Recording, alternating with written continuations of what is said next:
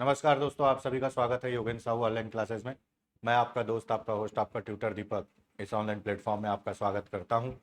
ये हमारे परिवहन आरक्षक यातायात विभाग की जो एग्ज़ाम होने वाले हैं उसकी क्लास है और ये प्रैक्टिस सेट है। पूरा फुल लेंथ पेपर है। इसमें आपके मोटर व्हीकल एक्ट से क्वेश्चन है, छत्तीसगढ़ से क्वेश्चन है और भारत के सामान्य अध्ययन से क्वेश्चन है। तो ऑलमोस्ट ये फुल लेंथ पेपर है, 100 क्वेश्चनों का संग्रह है। काफ़ी अच्छे से हम इसमें पढ़ाई करेंगे और इसमें क्वेश्चन सही करेंगे, क्वेश्चन बनाएंगे। जैसा कि मैंने पहले भी जो बहुत से एमसीक्यू कराए हैं, चाहे वो आबकारी आरक्षक का हो, एडीओ का हो और भी बहुत से एग्जाम के हों, मैं यही कोशिश करता हूं कि मैं एक क्वेश्चन के माध्यम से पूरे टॉपिक को रिवाइज कराऊं। एटलीस्ट उस क्वेश्चन में जो वर्ड आए हैं उनको पूरी तरह से रिवाइज कराऊं। तो आज भी अपन वही फॉर्मेट अपनाएंगे, रिवीजन बेस्ड ये क्लास होगा। क्विक रिवीजन फॉर्मेट में अपन आज पढ़ाई करेंगे और क्वेश्चन के माध्यम से रिवीजन करेंगे। चलो बिना समय गवाए अपने अपने इष्टों का नाम लेते हैं और आज की कार्रवाई को चालू करते हैं। ठीक है। तो पहला जो पार्ट है, इसमें पहला जो पोर्शन है वो मोटर व्हीकल एक्ट 1988 संशोधन 2019 से है। ठीक है। चलो पहला क्वेश्चन प्रारंभ करते हैं। गोल्डन आवर, गोल्डन आवर का संबंध किससे है? बहुत ज्यादा चांसेस है कि ये क्वेश्चन पूछा जाए, किसी भी फॉर्मेट में पूछा जाएगा, लेकिन पूछा जा सकता है ये topic golden hour.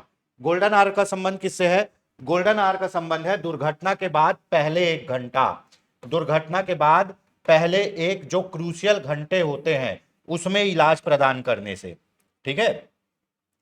Golden hour का संबंध दुर्घटना के बाद पहले एक क्रूशियल घंटे में इलाज प्रदान करने से है।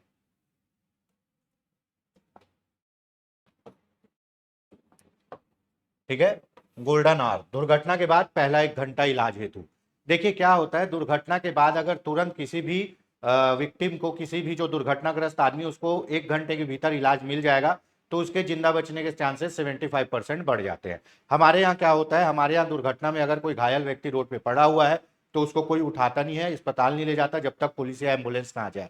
तो सरकार ने गोल्डन आवर और गुड सेमेरिटियन, अच्छा आदमी, गुड सेमेरिटियन और गोल्डन आवर के कॉन्सेप्ट को 2019 के बाद से और अच्छे से लागू किया। ये कहा कि भाई शुरू के जो 1 घंटे हैं वो काफी क्रूशियल होते हैं, आदमी को अगर इलाज मिल जाए तो बच जाता है, और इलाज कराने के लिए जो ले जाएगा उस आदमी को क्या बोलेंगे? गुड सेमेरिटियन, अच्छा आदमी जो दुर्घटनाग्रस्त व्यक्ति को उठा के इलाज कराने के लिए ले जाएगा, है ना।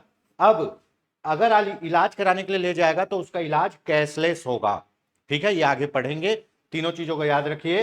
तो गोल्डन आवर का संबंध किससे है? दुर्घटना के बाद पहला 1 घंटा अगर इलाज मिल गया, प्राथमिक उपचार मिल गया तो व्यक्ति का जिंदगी बच जाएगा, और जो इलाज कराने ले जा रहा है दुर्घटनाग्रस्त व्यक्ति को, उसको गुड समैरिटियन बोलेंगे। इलाज कैसा होगा? कैशलेस होगा। ठीक है। चलो, इलाज के बाद पहला 1 घंटा। ठीक, अगला क्वेश्चन देख लेते हैं। गुड समैरिटियन का मुख्य प्रावधान का मुख्य उद्देश्य क्या है? गुड समैरिटियन प्रावधान का मुख्य उद्देश्य क्या है? ठीक है, दुर्घटना पीड़ित की मदद करने वाले व्यक्ति को कानूनी सुरक्षा देना। गुड समैरिटियन बहुत इंपॉर्टेंट है। ये गुड समैरिटियन होता क्या है, अगर कोई व्यक्ति दुर्घटनाग्रस्त होकर रोड पे पड़ा हुआ है तो उसको कोई नहीं उठाता था। क्यों नहीं उठाता था? पुलिस पूछताछ करेगी, तुम इसको जानते हो, कहां से पता चला, कहां से लाए हो, कहीं तुम तो नहीं ठोक दिए हो, तुम क्यों उठा के लाए हो। अगर वो व्यक्ति की मृत्यु हो जाती है, केस चलेगा तो गवाही देने जाना पड़ता था। तो होता क्या था, एक सामान्य नागरिक चाहते हुए भी दुर्घटनाग्रस्त व्यक्ति की सहायता नहीं कर पाता था। क्यों? उसको लगता था अगर इसको कुछ हो गया तो मुझ पर कानूनी कार्रवाई होगी, है ना, मैं फंस जाऊंगा। तो इसीलिए व्यक्ति क्या करता था, किसी को उठाता नहीं था दुर्घटनाग्रस्त व्यक्ति को। तो इससे क्या होते थे, दुर्घटनाग्रस्त व्यक्तियों की मृत्यु हो जाती थी। जब तक एम्बुलेंस आए, पुलिस आए, तब तक समय निकल जाता था, क्योंकि गोल्डन आवर पार हो चुका होता था। 1 घंटे में अगर इलाज नहीं मिला तो मृत्यु के चांस बढ़ जाते हैं। तो सरकार ने गुड समैरिटियन के तहत कानून को और ज्यादा अच्छा बनाया कि अगर कोई भी व्यक्ति किसी दुर्घटनाग्रस्त व्यक्ति को नजदीकी अस्पताल में प्राथमिक उपचार के लिए ले जाता है तो उसके ऊपर कोई कानूनी कार्रवाई नहीं होगी। पुलिस उसको गवाही के लिए बाध्य नहीं कर सकती, किसी भी कानूनी कार्रवाई के लिए बाध्य नहीं कर सकती। इसीलिए लोग अब उठाते हैं और ले जाते हैं, और जो उठाने वाला आदमी है उसको क्या बोलते हैं? गुड सैमरिटियन। देखिए एक क्वेश्चन ये भी पूछेगा, दुर्घटनाग्रस्त व्यक्ति की मृत्यु अधिकांशतः किस कारण से होती है? सबसे पहला कारण है सांस रुकने के कारण, और दूसरा कारण है अत्यधिक रक्त स्राव। तो ये दोनों आपको याद रखना है। अधिकतर अधिकतर जो दुर्घटनाग्रस्त लोगों की मृत्यु होती है वो सांस रुकने कारण और अधिक रक्तस्राव के कारण होती है। चलो, बहुत जबरदस्त क्वेश्चन। मोटर व्हीकल एक्ट में एग्रीगेटर शब्द का क्या अर्थ है? मोटर व्हीकल एक्ट में एग्रीगेटर शब्द का क्या अर्थ है? ठीक है, एग्रीगेटर शब्द क्या होता है? डिजिटल प्लेटफॉर्म, जैसे ओला और उबर वाले जो हैं वो एग्रीगेटर कहलाते हैं। मैं एग्रीगेटर का कॉन्सेप्ट आपको बता देता हूं। ठीक है, ये है डिजिटल प्लेटफॉर्म। ठीक, ये है वाहन चालक, ये है कौन? ग्राहक या सवारी। ये दोनों किसके थ्रू मिल रहे हैं? Digital platform. और इस डिजिटल प्लेटफॉर्म को आप लोग क्या बोल देते हो? ओला, उबर। ठीक है, तो ये ओला उबर जो डिजिटल प्लेटफॉर्म उपलब्ध करा के वाहन चालक और सवारी को मिलाते हैं, उसको बोलते हैं एग्रीगेटर बोलते हैं। ये 2019 में नया जुड़ा है, पहले मोटर व्हीकल एक्ट के अंदर नहीं शामिल था, इसको नया जोड़ा गया है 2019 में, है ना। तो एग्रीगेटर क्या होता है? डिजिटल प्लेटफॉर्म जैसे ओला और उबर को, इसमें इन लोगों का भी दायित्व तो सुनिश्चित किया गया कि भैया आप वाहन परिवहन में आप इन्वॉल्व हो, आप टैक्सी प्रोवाइड करा रहे हो, आप डिजिटल प्लेटफॉर्म चलाते हो, तो इनको भी अभी समाहित किया गया है। ठीक है, 2019 में दो चीजों को समाहित किया गया है, एक एग्रीगेटर और दूसरा आपका ई डॉक्यूमेंट। ठीक है, ये दोनों की नई परिभाषा जुड़ी हुई है, ये याद रखिएगा। ठीक, चलिए आगे देख लेते हैं। धारा 164 भी किससे संबंधित है? बहुत जबरदस्त। धारा 164 भी किससे संबंधित है? हिट एंड रन मुआवजे से, है ना, हिट एंड रन मुआवजे से। 164 बी के तहत हिट एंड रन का मुआवजा मिलता है। ठीक है, 164 बी के तहत हिट एंड रन का मुआवजा मिलता है। ठीक, देखिए हिट एंड रन में अगर मृत्यु हो जाए, हिट एंड रन के द्वारा मृत्यु हो जाए तो 2 लाख रुपए मिलेगा। ठीक है, गंभीर चोट हो जाए तो 50,000 मिलेगा। ठीक है, हिट एंड रन का मामला किस में आता है? हिट एंड रन का मामला आता है कब? आपका 161 में। ये कौन सी धारा में है? 161। ठीक है, मुआवजा किस में मिलेगा? 164 बी में। 161 में हिट एंड रन का मामला है। ठीक है, हिट एंड रन में अगर मृत्यु हो जाती तो घर वालों को 2 लाख, गंभीर घायल है तो 50,000। इस हिट एंड रन में क्या होता है? वाहन चालक का पता नहीं होता, ये बहुत इंपॉर्टेंट टॉपिक है। Hit and run 161। ठीक है, हिट एंड रन में मृत्यु हो गया तो 2 लाख रुपए, हिट एंड रन में गंभीर रूप से घायल हो गए तो 50,000 रुपए। कौन देगी? सरकार देगी। कौन देगी? सरकार देगी। ठीक है, कौन देता है इसमें? सरकार देता है। ठीक, अब हिट एंड रन का मतलब कोई ठोक के भाग गया और वाहन चालक का पता नहीं है, तो सरकार क्या कहती है? हिट एंड रन का मामला 161 के तहत अगर आता है तो इसमें वाहन की पहचान नहीं होती, मतलब वाहन कौन मारा है ये नहीं पता, तो सरकार क्या करेगी? मृत्यु पर 2 लाख रुपए, घायल पर 50,000 रुपए दे देती है। ठीक, उसके बाद दूसरा आता है नो फॉल्ट लाइबिलिटी आता है धारा 140 के तहत। किसके तहत? धारा 140 के तहत, है ना, नो फॉल्ट लाइबिलिटी। ठीक, इसमें क्या होता है? इसमें जो दुर्घटनाग्रस्त व्यक्ति है उसको यह प्रूव करने की जरूरत नहीं होती कि उसकी गलती नहीं है, जो भी दुर्घटनाग्रस्त हुआ है उसको मुआवजा मिलेगा। और इसमें मुआवजा कौन देगा? इसमें मुआवजा या तो बीमा कंपनी देगी या वाहन चालक देगा। ठीक है, हिट एंड रन और नो फॉल्ट लाइबिलिटी में एक डिफरेंस है। हिट एंड रन में कौन ठोका है नहीं पता चलता, और नो फॉल्ट लाइबिलिटी में कौन ठोका है वो गाड़ी वाला पता रहता है। तो नो फॉल्ट लाइबिलिटी में मृत्यु पर 50,000 रुपए और घायल पर 25,000 रुपए मिलता है। ये पैसा कौन देगा? या तो वाहन चालक देगा या उसकी बीमा कंपनी देगी। कारण क्या है? पैसा तुरंत देने का, ताकि इलाज हो या राहत मिल सके। ठीक है, और हिट एंड रन का मामला और नो फॉल्ट लाइबिलिटी का मामला कौन सुनता है? Motor accident claim tribunal. है ना, इसको बोलते हैं motor accident claim tribunal, MACT एक न्यायिक संस्था जैसा है जो एक्सीडेंट के मामलों को सुनता है और इस पर फैसला देगा, मुआवजा प्रदान करेगा। ठीक है, तो एक्सीडेंट के मामले कौन सुनता है? MACT motor accident claim tribunal case सुनता है और मुआवजा देता है। ठीक, और प्रारंभिक और अंतरिम राहत के लिए क्या मिलेगा? आपका नो फॉल्ट लाइबिलिटी में मृत्यु पर 50,000, घायल पर 25,000, हिट एंड रन में मृत्यु पर 2 लाख, गंभीर रूप से घायल पर 50,000। नो फॉल्ट लाइबिलिटी में गाड़ी का पता रहता है, हिट एंड रन में गाड़ी का पता नहीं रहता है। हिट एंड रन में पैसा सरकार देती है और नो फॉल्ट लाइबिलिटी में पैसा वाहन मालिक या उसका बैंक बीमा कंपनी देगी। ठीक है, चलिए यहां तक हो गया। इससे भैया क्वेश्चन आएगा ही। ठीक, धारा 199 किससे संबंधित है? बहुत इंपॉर्टेंट है ये, बहुत इंपॉर्टेंट। धारा 199A,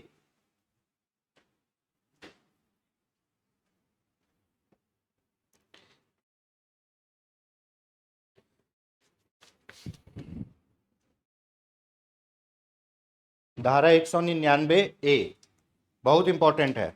ठीक है, यह किससे संबंधित है? नाबालिग द्वारा अपराध पर अभिभावक की जिम्मेदारी। नाबालिग द्वारा अपराध पर अभिभावक की जिम्मेदारी। आपको पता है कि गाड़ी चलाने के लिए, लाइसेंस बनाने के लिए 18 साल होना जरूरी है। सामान्य वाहन के लिए 20 साल होना चाहिए, व्यावसायिक वाहन के लिए, और 16 प्लस साल में आप 50 सीसी का वाहन चला सकते हो, वो भी अपने माता पिता के अनुमति से। तो क्या होता है, अगर कोई अवयस्क बालक वाहन चला रहा है और कोई अपराध कर दिया, कोई दुर्घटना कर दिया, तो अवयस्क बालक को तो जेल नहीं भेजेंगे, उसको जुवेनाइल जस्टिस एक्ट में डाल देंगे और उसके बदले कार्रवाई किस पर होगी? वाहन के मालिक पर या उसके अभिभावक पर। क्या होगा? 25,000 रुपए जुर्माना, 25,000 रुपए जुर्माना और 3 साल की सजा, और 3 साल की सजा हो सकती है। तो उसके बारे में प्रावधान किया गया है 199A में। अगर कोई नाबालिग अपराध करता है मोटर व्हीकल एक्ट के तहत, तो या तो गाड़ी मालिक या उसके अभिभावक को क्या होगा? जिम्मेदारी होगी। सजा क्या मिलेगा? 25,000 जुर्माना, 3 साल तक की सजा। ठीक है, और जो नाबालिग अपराध किया है उसको 25 साल तक वाहन का लाइसेंस नहीं देंगे। 25 साल उम्र तक उसको वाहन का लाइसेंस नहीं देंगे। ठीक है, ये भी हो गया, 25 साल तक वाहन का लाइसेंस नहीं देंगे। देखिए दोस्तों, मैंने भरपूर कोशिश की है कि हम पूरे ऐसे आपके क्वेश्चन को समाहित करें जिसके चांसेस एग्जाम में पूछे जाने के बहुत ज्यादा हैं। तो इसीलिए हम पूरा डिस्कशन करते हुए चल रहे हैं ताकि टॉपिक क्लियर हो। कई लोगों को ये पसंद नहीं आता, बोलते हैं सर सिर्फ आप आंसर बताइए, बाकी हम देख लेंगे। तो ठीक है भैया, वो उनकी मर्जी। दोस्तों, हमारी संस्था के द्वारा मंडी उप निरीक्षक का ऑनलाइन कोर्स भी चल रहा है, मंडी उप निरीक्षक का टेस्ट सीरीज भी चल रहा है। ठीक है, मंडी उप निरीक्षक कंप्यूटर टेस्ट सीरीज भी चल रहा है, मंडी उप निरीक्षक करंट अफेयर्स का भी टेस्ट सीरीज आपको मिल जाएगा। ठीक है, ये सब बहुत कम दाम में आपको मिल जाएगा। मंडी उप निरीक्षक की काफी अच्छी क्लास हमारे यहाँ चल रही है, और मैं जानकारी के लिए बता दूं, शिक्षक भर्ती की भी क्लास हमारे यहाँ प्रारंभ हो चुकी है, जिसमें बहुत से सर अभी पढ़ा रहे हैं। कुछ दिन बाद मैं भी उसमें आऊंगा, जैसा कि आप लोगों की डिमांड है, हो सके तो CDP हम पढ़ाएं। ठीक है, तो मंडी उप निरीक्षक के क्लास के लिए अगर आपको कोई जानकारी चाहिए या शिक्षक भर्ती के लिए कोई जानकारी चाहिए, तो संस्था के दिए गए नंबर 8770123687 पर आप संपर्क कर सकते हैं। ठीक है, और आप हमसे हमारे टेलीग्राम चैनल के थ्रू भी जुड़ सकते हैं, आप हमसे हमारे यूट्यूब चैनल के थ्रू भी जुड़ सकते हैं। बिल्कुल जुड़े रहिए, बने रहिए। ठीक है, आप कहीं से भी तैयारी करिए, बस तैयारी करिए। अगर आप हमसे जुड़ के तैयारी करना चाहते हैं, अपनी तैयारी को पुख्ता बनाना चाहते हैं, तो एक बार संपर्क जरूर करिए। बाकी यूट्यूब में तो अपन धूम मचाते रहेंगे। ठीक है, ये हमारे ऑनलाइन ऐप है, योगेन साहब ऑनलाइन ऐप डाउनलोड कर सकते हैं। ठीक है, टेलीग्राम चैनल से जुड़ सकते हैं। ठीक, चलिए, है ना। रिकॉल ऑफ व्हीकल्स, ये बहुत अच्छा प्रावधान है भैया, रिकॉल ऑफ व्हीकल्स। ठीक है, ये सब न्यायिक प्रक्रिया से जुड़ने के बाद ये कानून बना है। रिकॉल ऑफ व्हीकल क्या है? रिकॉल ऑफ व्हीकल का प्रमुख उद्देश्य क्या होता है? रिकॉल ऑफ व्हीकल का प्रमुख उद्देश्य होता है खराब दोषपूर्ण वाहनों को वापस बुलाना। देखिए, ये बात समझिए, आप संविधान के अनुसार शासित होते हो, और संविधान का जो अनुच्छेद 20 है, प्राण एवं दैहिक स्वतंत्र, अनुच्छेद 21 है ना, प्राण एवं दैहिक स्वतंत्रता। ठीक है, इसका मतलब यह है कि आपको कोई भी इनडायरेक्ट तरीके से नहीं मार सकता। अब कोई वाहन बहुत ज्यादा प्रदूषण कर रहा है, या किसी वाहन में सेफ्टी फीचर्स नहीं है जिसके कारण आपकी मौत हो सकती है, तो वैसा वाहन रोड में नहीं चल सकता। उस वाहन को क्या करना पड़ेगा? वापस बुलाना पड़ेगा कंपनी में, और उसको मानक स्टैंडर्ड के अनुसार बनाना पड़ेगा। इसीलिए हर वाहन में अब सीट बेल्ट होता है, और हर वाहन में कंपलसरी 2 एयर बैग होता है। क्यों?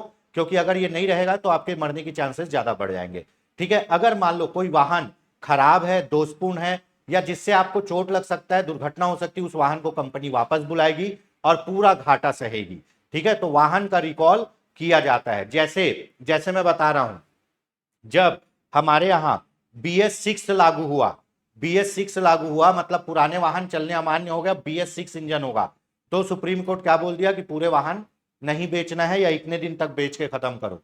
ठीक है, जापान में जब ये नियम लागू हुआ था ना, तो सब लोग अपनी गाड़ी वापस कर दिए, कोई नहीं रखा। हमारे यहाँ इंडिया में सस्ता में मिल रहा करके और धड़ल्ले से खरीद लिए। ठीक है, तो एक जो सिविक सेंस होता है ना, नागरिकों का एक जो कर्तव्य होता है, वो ये होता है कि आप कानून के साथ चलो, अपना फायदा मत देखो। ठीक है, तो भैया अगर ऐसी कोई भी गाड़ी है जिसमें दोषपूर्ण है, जो दुर्घटना का कारण बन सकती है, उसको वापस बुलाया जा सकता है कंपनी के पास और उसको ठीक करके दिया जाएगा। ठीक, तो यहां तक हो गया। आगे देख लेते हैं, धारा 2A में किसकी परिभाषा दी गई है? धारा 2A में किसकी परिभाषा दी गई है? मोस्ट इंपॉर्टेंट, धारा 2A में आपके एग्रीगेटर, एग्रीगेटर मैंने अभी बताया ऑनलाइन प्लेटफॉर्म प्रोवाइड कराते हैं। ठीक है, टैक्सी सुविधा उपलब्ध कराते हैं, तो इसकी परिभाषा दी गई है धारा 2A में। ठीक है, ये नई परिभाषा जुड़ी है धारा 2A में एग्रीगेटर की। ठीक, ये पूछेगा ही पूछेगा, धारा 2A एकदम याद रखिएगा आप, एग्रीगेटर की नई परिभाषा जुड़ी है।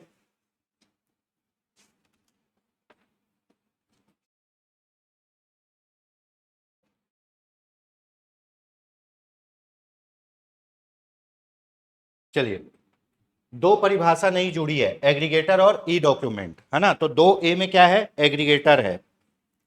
2A में क्या है? एग्रीगेटर है। चलिए फटाक से पढ़ते हैं आगे, थोड़ा डिटेल में पढ़ लेते हैं ये पोर्शन को। यदि कोई कंपनी दोषपूर्ण वाहन बनाती है जिससे दुर्घटना होती है तो क्या प्रावधान है?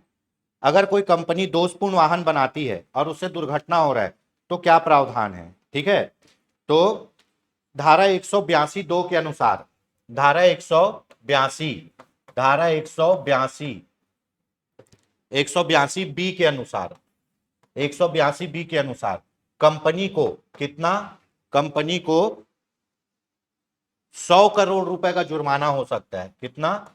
100 करोड़। अगर कोई कार कंपनी और गलत कार बना के बेचती है जिससे दुर्घटना हो रही है और लोगों की मौत हो रही है, तो उसको 100 करोड़ रुपए तक का जुर्माना हो सकता है और सजा भी हो सकती है उसके जो जिम्मेदार व्यक्ति है उसको। ठीक है, क्या होगा? कंपनी पर जुर्माना और सजा दोनों होगा। कितना जुर्माना हो सकता है? धारा 182 बी के तहत 100 करोड़ रुपए का जुर्माना हो सकता है।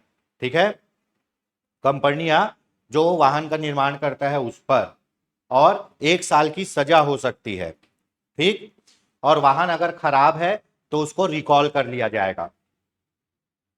आगे देख लेते हैं, नेशनल ट्रांसपोर्ट पॉलिसी किसके द्वारा बनाई जाती है? नेशनल ट्रांसपोर्ट पॉलिसी किसके द्वारा बनाई जाती है?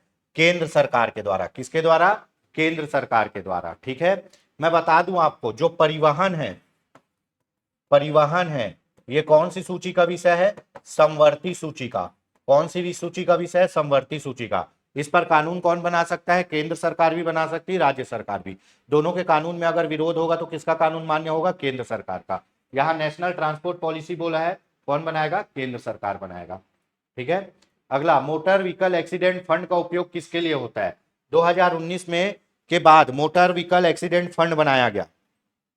ठीक है, motor vehicle accident fund, motor vehicle accident fund कौन सी धारा? धारा 164 बी, धारा 164 बी के तहत मोटर व्हीकल एक्सीडेंट फंड बनाया गया। ठीक है,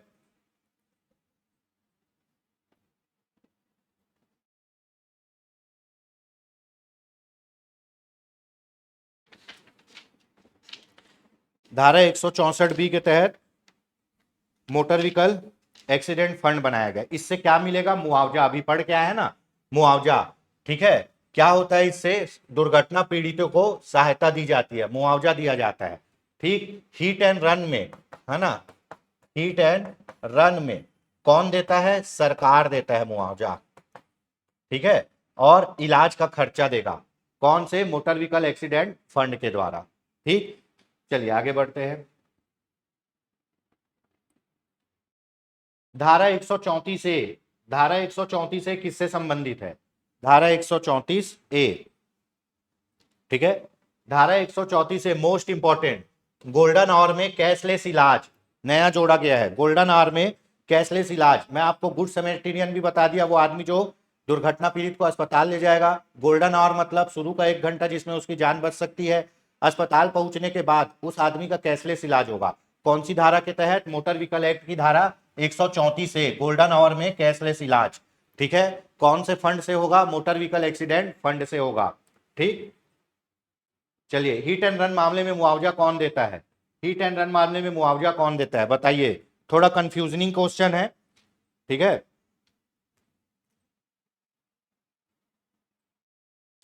हिट एंड रन मामले में मुआवजा कौन देता है? अब यहां पे आंसर लिया गया है आपका motor vehicle accident fund, motor vehicle accident fund. और यहां पे अगर केंद्र सरकार होती या सरकार होती तो सरकार को लेते, ठीक है। हिट एंड रन में मुआवजा दिया जाता है मोटर व्हीकल एक्सीडेंट फंड के द्वारा, और अगर ये नहीं रहेगा तो सरकार लेंगे। क्या लेंगे? सरकार, ठीक है, सरकार देगी। धारा 210 बी किससे संबंधित है? धारा 210 बी, ठीक है, धारा 210 बी बहुत इंपॉर्टेंट है। धारा 210 बी संबंधित है आपके अधिकारियों द्वारा नियम का उल्लंघन पर दोगुना दंड। अगर कोई परिवहन अधिकारी है या परिवहन जो विभाग से जुड़ा कोई भी आपका जिम्मेदार अधिकारी है, अगर वो मोटर व्हीकल एक्ट की धाराओं का उल्लंघन करता है तो उनसे दोहरा दंड लिया जाएगा 210 बी के अनुसार अधिकारियों से। यदि कोई व्यक्ति बिना हेलमेट हेलमेट बार बार पकड़ा जाता है, नियम तोड़ता है, तो क्या हो सकता है? यदि कोई व्यक्ति बिना हेलमेट के बार बार पकड़ा जाता है और नियम तोड़ता है तो क्या होगा? तो होगा लाइसेंस निलंबन और रद्द। बार बार गलती कर रहे हो तो आपका लाइसेंस निलंबन किया जा सकता है। ठीक है, जुर्माना कितना होगा? जुर्माना होगा 1,000 रुपए, और लाइसेंस निलंबन 3 माह के लिए आपके लाइसेंस को सस्पेंड कर दिया जाएगा। आप गाड़ी नहीं चला पाओगे सार्वजनिक स्थान पर। मोटर व्हीकल एक्ट के अनुसार थर्ड पार्टी इंश्योरेंस क्यों जरूरी है? ठीक है, थर्ड पार्टी इंश्योरेंस है ना, किसी भी वाहन, चाहे कोई भी वाहन हो, उसका थर्ड पार्टी इंश्योरेंस होना चाहिए। धारा 146 के अनुसार पूछेगा ये। मोटर व्हीकल एक्ट बोलता है कोई भी वाहन हो उसका थर्ड पार्टी बीमा होना आवश्यक है। कौन सी धारा के अनुसार? धारा 146 के अनुसार। अगर आप धारा 146 के अनुसार बीमा नहीं कराते हो तो आपको धारा 196 के अनुसार, धारा 196 के अनुसार क्या होगा? जुर्माना लगेगा। और जुर्माना कितना होगा? जुर्माना होगा 2,000 रुपए। जुर्माना कितना होगा? 2,000 रुपए। कंपलसरी है थर्ड पार्टी बीमा। बीमा कितने प्रकार के होते हैं? 2 प्रकार के। एक फर्स्ट पार्टी जिसमें जो दुर्घटनाग्रस्त व्यक्ति है उसको भी पैसा मिलेगा और गाड़ी वाले को अपनी गाड़ी बनाने के लिए भी पैसा मिलेगा। थर्ड पार्टी बीमा में केवल दुर्घटनाग्रस्त व्यक्ति को ही भी पैसा मिलता है। कौन देता है? बीमा कंपनी देती है। क्या होगा इसका आंसर? तीसरे व्यक्ति को नुकसान की भरपाई के लिए। अगला क्वेश्चन देख लेते हैं। धारा 177 ए किससे संबंधित है? 177 ए ये पूछा जाएगा भैया। 2 टाइप की धारा है। एक है धारा 177, धारा 177 ये है सामान्य अपराध। क्या है? सामान्य अपराध। मैं बता दूं 177 में वो अगर आप कोई गलती करते हो और उसकी सजा या उसका जुर्माना मोटर व्हीकल एक्ट में नहीं लिखा गया है तो आपको धारा 177 के तहत कितना? धारा 177 के तहत 500 रुपए मिनिमम जुर्माना। कितना? 500 रुपए कम से कम जुर्माना। सामान्य अपराध, सामान्य अपराध के लिए 177 500 रुपए कम से कम जुर्माना, ऐसे अपराध जिनके विषय में नहीं कहा गया है मोटर व्हीकल एक्ट में। और धारा 177 ए, धारा 177 ए गाड़ी चलाने का नियम है। क्या है? गाड़ी चलाने का नियम। चलाने का नियम अगर आप तोड़ते हो, गाड़ी चलाने का नियम, तो आपको धारा 177 ए के तहत अपराध किया जाएगा और यह मिलेगा मिनिमम 500 और अधिकतम 1,000। देखिए, ऐसा कोई भी सामान्य अपराध है जो बहुत छोटे प्रकृति का है वो 177 में चले जाता है, जिसके संबंध में मोटर व्हीकल एक्ट में प्रावधान नहीं है या एकदम सामान्य प्रकृति का है। और 177 ए में गाड़ी चलाने का नियम है। अगर आप फुटपाथ पे गाड़ी चला रहे हो, अगर आप रेलवे स्टेशन पे गाड़ी चलवा दे रहे हो, है ना, अगर आप उल्टे दिशा में गाड़ी चला रहे हो, गाड़ी चलाने का नियम तोड़ रहे हो, तो धारा 177 ए लगेगा और 500 से 1,000 रुपए जुर्माना होगा। ठीक है, तो यहां पे कुछ नहीं है तो सामान्य अपराध लेंगे क्योंकि ये सामान्य अपराध की श्रेणी में आता है। बहुत बढ़िया। यदि कोई नाबालिग वाहन चलाते हुए पकड़ाता है तो वाहन मालिक के खिलाफ क्या कार्रवाई होगी? सबसे पहले धारा, नाबालिग के संबंध में अपराध में धारा क्या है? 199A। 199A में बोला जाता है कि अगर कोई नाबालिग अपराध करता है तो उसके अभिभावक या वो वाहन मालिक जो उसको वाहन दिया है उसको 25,000 रुपए तक का जुर्माना और 3 साल की जेल दोनों हो सकती है। ठीक है, तो 25,000 का जुर्माना और 3 साल की जेल किसका? नाबालिग के संबंध में अपराध 199A। ठीक है, चलिए बढ़िया क्वेश्चन आया, देख लेते हैं। मोटर व्हीकल एक्ट, ये पूछे जाने की बहुत संभावना है। मोटर व्हीकल एक्ट संशोधन अधिनियम 2019 कब लागू हुआ? 2019 आपका लागू हुआ है कब से? बताइए भाई कमेंट करके। 1 सितंबर 2019 से, 1 सितंबर 2019 से, है ना। हमारे मंत्री नितिन गडकरी जी ने इसको 23 जुलाई 19 में कहां प्रस्तुत किया? लोकसभा में, पास हो गया। 31 जुलाई 19 में राज्यसभा में पास हो गया। 9 अगस्त को राष्ट्रपति के सिग्नेचर हो गए और 1 सितंबर 2019 को लागू कर दिया गया। किसको? मोटर वाहन संशोधन अधिनियम 2019 को। लोकसभा में 23 जुलाई, राज्यसभा में 31 जुलाई, 9 अगस्त को राष्ट्रपति और 1 सितंबर से लागू हो गया। मोटर वाहन अधिनियम 2019 का प्रमुख उद्देश्य क्या था? और सख्त और डिजिटल कानून बनाना। इसमें 2 नया जोड़ा गया, जो मुख्य एग्रीगेटर और ई डॉक्यूमेंट। ठीक है, यहां तक हो गया। जो पुराना मोटर वाहन अधिनियम है वो आपका लागू हुआ था 1 जुलाई 89 में, जहां तक। ठीक है, देख लीजिए। चलो आगे बढ़ते हैं।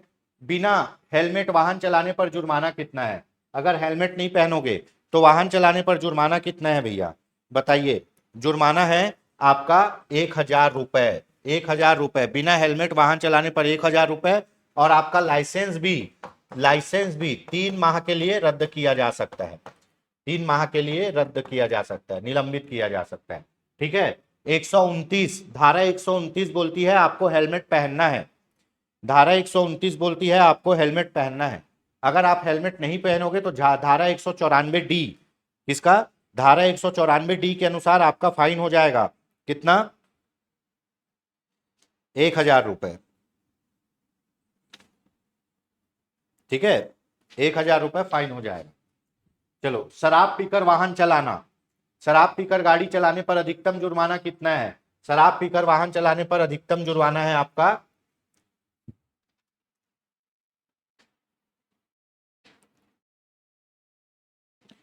10,000 रुपए। शराब पीकर वाहन चलाने पर अधिकतम जुर्माना 10,000 रुपए।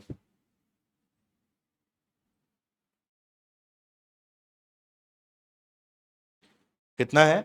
10,000 रुपए। 10,000 रुपए और क्या है साथ में? 6 माह की जेल। 10,000 रुपए प्लस 6 माह तक जेल भी हो सकता है अगर पुलिस चाहे, 2019 से। ठीक है, शराब पीकर वाहन चलाने में 10,000 रुपए जुर्माना। और धारा कौन से जुर्माना के तहत होगा? 185 के तहत जुर्माना लगेगा। ठीक, जो कॉमन अपराध है उसको तो आपको पढ़ना ही है। अगला देख लेते हैं। हिट एंड रन मामले में मृत्यु पर मुआवजा कितना बढ़ाया गया है? हिट एंड रन मामले में 2019 से मृत्यु पर 2 लाख रुपए मिलता है। 2 लाख रुपए मिलता है। ठीक है, कौन देता है? सरकार देता है, मोटर व्हीकल एक्सीडेंट फंड से। ठीक, चलिए। मोस्ट इंपॉर्टेंट, किसे वाहन फिटनेस सर्टिफिकेट देना अनिवार्य है? किस प्रकार के वाहन को फिटनेस सर्टिफिकेट देना अनिवार्य है? ठीक है, व्यावसायिक वाहन वो वाहन होते हैं जो माल ले जाने का काम करते हैं या फिर सवारी ढोने का काम करते हैं। इन वाहन को, वाहन का एक स्वास्थ्य प्रमाण पत्र होता है जिसको बोलते हैं वाहन का फिटनेस। उसमें यह देखा जाता है कि ये वाहन रोड में चलने लायक है या नहीं, इसके लाइट जल रहे हैं या नहीं, इसके ब्रेक लग रहे हैं या नहीं, इसका हॉर्न बज रहा है नहीं, पूरे पैरामीटर फॉलो हो रहे हैं नहीं। तो जो कमर्शियल वाहन होता है उनको फिटनेस सर्टिफिकेट लगता है। ठीक है, आरटीओ चेक करती है ये वाहन रोड में चलने लायक है या नहीं। तो जो भी व्यावसायिक वाहन होंगे उनको फिटनेस सर्टिफिकेट लगेगा। ठीक, हिट एंड रन केस में घायल व्यक्ति को कितना मुआवजा दिया जाता है? हिट एंड रन केस में घायल व्यक्ति को 50,000 रुपए मुआवजा दिया जाता है। कितना दिया जाता है? 50,000 रुपए मुआवजा दिया जाता है।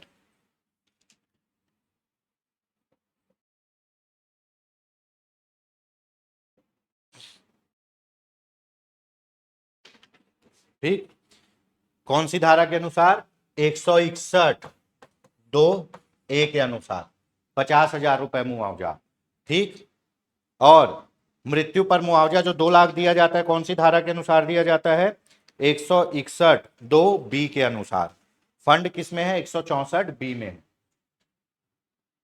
ड्राइविंग लाइसेंस से संबंधित प्रावधान किस धारा के अंतर्गत आते हैं? मोस्ट इंपॉर्टेंट, अपन जो प्रमुख धाराएं हैं उसकी भी एक क्लास कर लेंगे, ठीक है, समय है तो जितना पढ़ सकते पढ़ ले। ड्राइविंग लाइसेंस से संबंधित प्रावधान किस धारा के अंतर्गत आते हैं? आपको पता है, अध्याय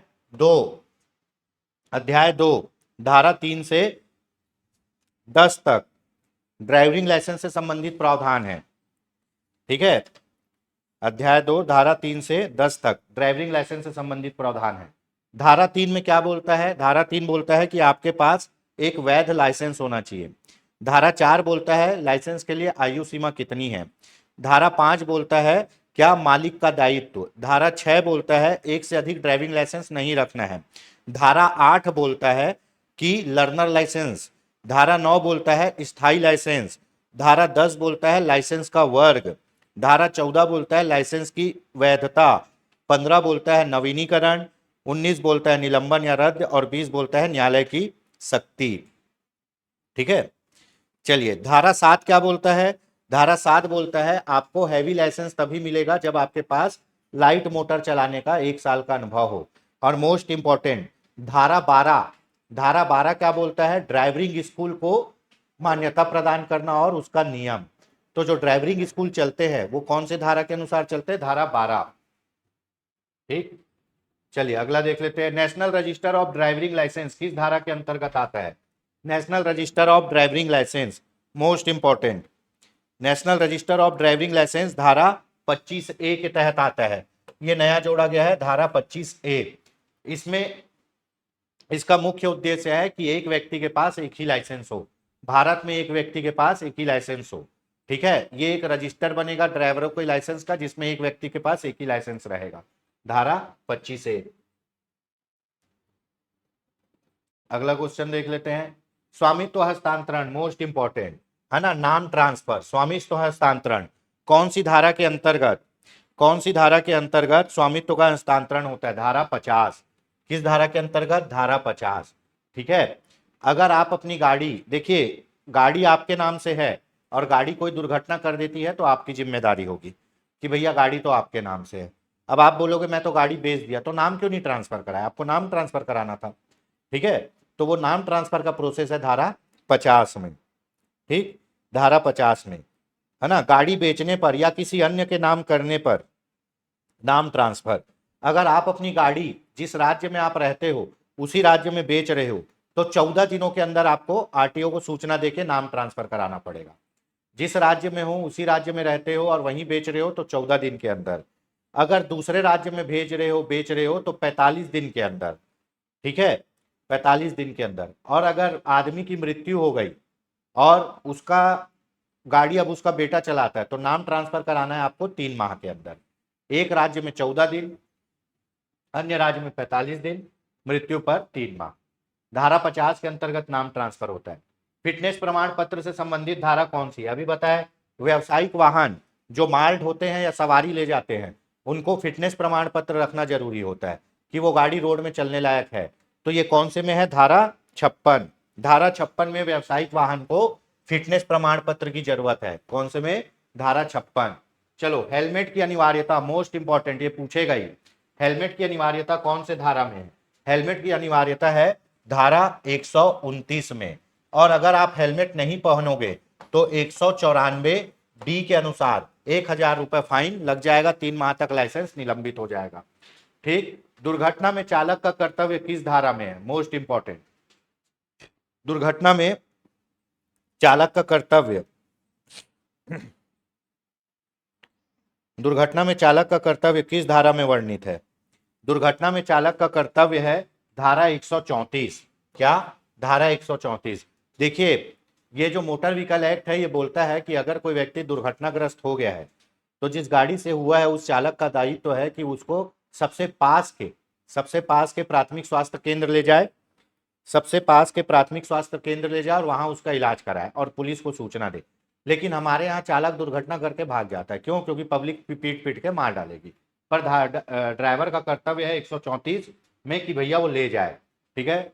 मोटर व्हीकल एक्सीडेंट फंड किस धारा में बनाया गया है? आपको अभी मैं बताया हूं, motor vehicle accident fund 164 B में। किसमें? हिट एंड रन में मुआवजा देने के लिए। अगर हिट एंड रन में मुआवजा कौन देता है? सरकार देती है। मृत्यु पर 2 लाख रुपए, घायल होने पर 50,000 रुपए। ठीक है। Motor vehicle accident fund 164 B, hit and run 161 और no fault guilty no fault liability 140। ठीक है दोस्तों, मंडी के टेस्ट सीरीज भी हैं, कोर्स भी है, आप देख सकते हैं। अगर इससे कोई जानकारी चाहिए तो जरूर एक बार संपर्क करिए। ठीक है। चलो, अब आ गया आपका छत्तीसगढ़। छत्तीसगढ़ निम्नलिखित कथन पर विचार करिए। छत्तीसगढ़ के क्वेश्चन देख लेते हैं।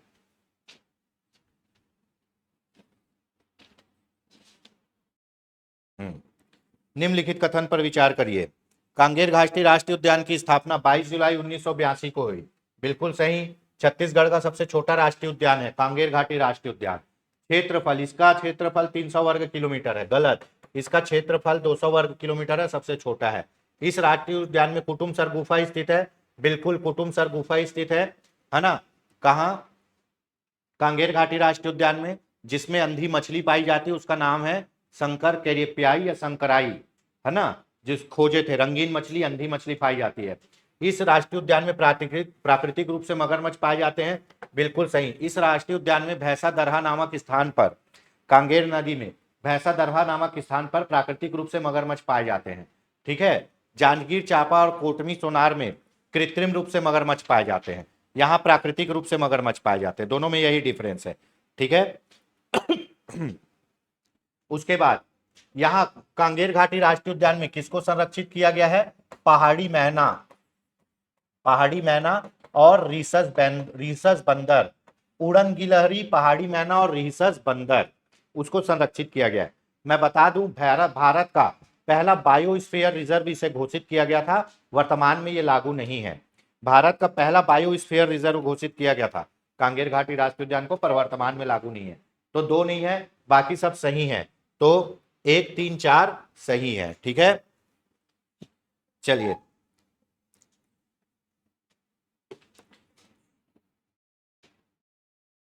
अगला क्वेश्चन देख लेते हैं।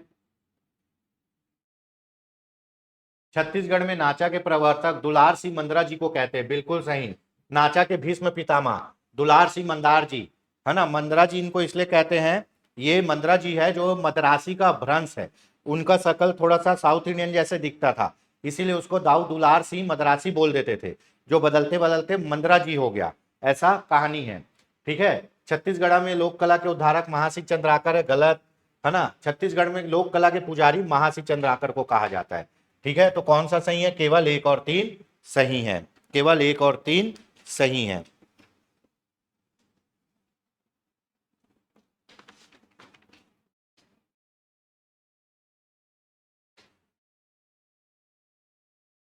चलो देख लेते हैं। विंध्य सैल समूह अवसादी चट्टान है। देखो, अवसादी चट्टान क्या होती है? नदियों के द्वारा गंदगी लाके जमा करते करते जब वो चट्टान के रूप में बदल जाता है तो उसको बोलते हैं अवसादी चट्टान। ठीक है। अवसादी चट्टान में आता है चूना पत्थर, और चूना पत्थर जब ताप और दाब में बदल जाएगा तो वो बन जाता है संगमरमर। तो संगमरमर है कायांतरित चट्टान, चूना पत्थर है अवसादी चट्टान। अवसादी चट्टान समझ में आ गया। विंध्य सैल समूह अवसादी चट्टानों से है। बिल्कुल सही। इसका निर्माण कडप्पा चट्टानों के बाद अवसादों के निक्षेपण से हुआ है। बिल्कुल सही। कथन और कारण दोनों सही है और सही व्याख्या करता है। कथन और कारण दोनों सही है और सही व्याख्या करता है। क्यों? क्योंकि विंध्याचल पर्वत मध्य प्रदेश का जो क्षेत्र है, आप जाओगे बालाघाट तो वहां पे क्या है? पूरा चूना पत्थर है और संगमरमर है, जो किसके उदाहरण है? अवसादी और कायांतरित चट्टानों के। ठीक है। कडप्पा, हाँ, कडप्पा भी आपका अवसादी चट्टान ही है। कडप्पा से चूना पत्थर मिलता है। चलिए, मिट्टी से क्वेश्चन पूछा जा सकता है। लाल पीली मिट्टी को टिकरा मिट्टी कहते हैं। गलत। लाल पीली मिट्टी को टिकरा मिट्टी नहीं कहते, है ना। हाँ, लाल पीली मिट्टी को मटासी मिट्टी कहते हैं। लाल रेतीली मिट्टी को टिकरा मिट्टी कहते हैं। किसको? लाल बलुई, लाल रेतीली मिट्टी को टिकरा मिट्टी कहते हैं। लाल पीली मिट्टी को मटासी मिट्टी कहते हैं। लेटराइट मिट्टी को भाटा मिट्टी कहते हैं। बिल्कुल सही। काली मिट्टी को कन्हार या भर्री रेगूर मिट्टी भी कहा जाता है, बिल्कुल सही। तो कौन सा सही है? 2 3 4 सही है। आपको मिट्टी का नाम पता होना चाहिए। हमारे यहाँ सबसे ज्यादा लाल पीली मिट्टी मिलती है जिसको बोलते हैं मटासी माटी। उसके बाद आता है लाल रेतीली मिट्टी, उसको बोलते हैं टिकरा मिट्टी। उसके बाद लेटराइट भाठा, है ना, मुर्मी मुर्मी मिट्टी, उसको बोलेंगे आप क्या बोलोगे? लेटराइट भाठा मिट्टी। काली मिट्टी को क्या बोलेंगे? रेगूर, है ना, कन्हार, ठीक है, रेगूर, कन्हार, भर्री, ये काली मिट्टी को कहा जाता है। काली मिट्टी की जल धारण क्षमता सबसे अधिक होती है। ठीक, 2 3 4 सही है। चलो बढ़िया क्वेश्चन आया है। कोटरी, कोटरी नदी का नाम परलकोट है, बिल्कुल सही। दल्लीराजरा उच्च भूमि से निकलती कोटरी नदी नीचे बहते हुए इंद्रावती नदी पर मिलती है, ठीक है। तो कोटरी नदी का प्राचीन नाम परलकोट है, बिल्कुल सही। इस नदी का उद्गम राजरा की पहाड़ी से हुआ है, बिल्कुल सही, है ना। इंद्रावती नदी की सहायक नदी नहीं है, गलत, है ना। कोटरी जो है इंद्रावती नदी की सहायक नदी है। कोटरी जो है इंद्रावती नदी की सहायक नदी है, ठीक है। तो इसका ऑप्शन क्या होगा? 1 और 2 सही। और मैं बता दूं कि कोटरी नदी इंद्रावती की सबसे बड़ी सहायक नदी है। कोटरी नदी इंद्रावती की सबसे बड़ी सहायक नदी है। तो कौन सा सही होगा? केवल 1 और 2 सही होगा, ठीक है। चलिए आगे देख लेते हैं।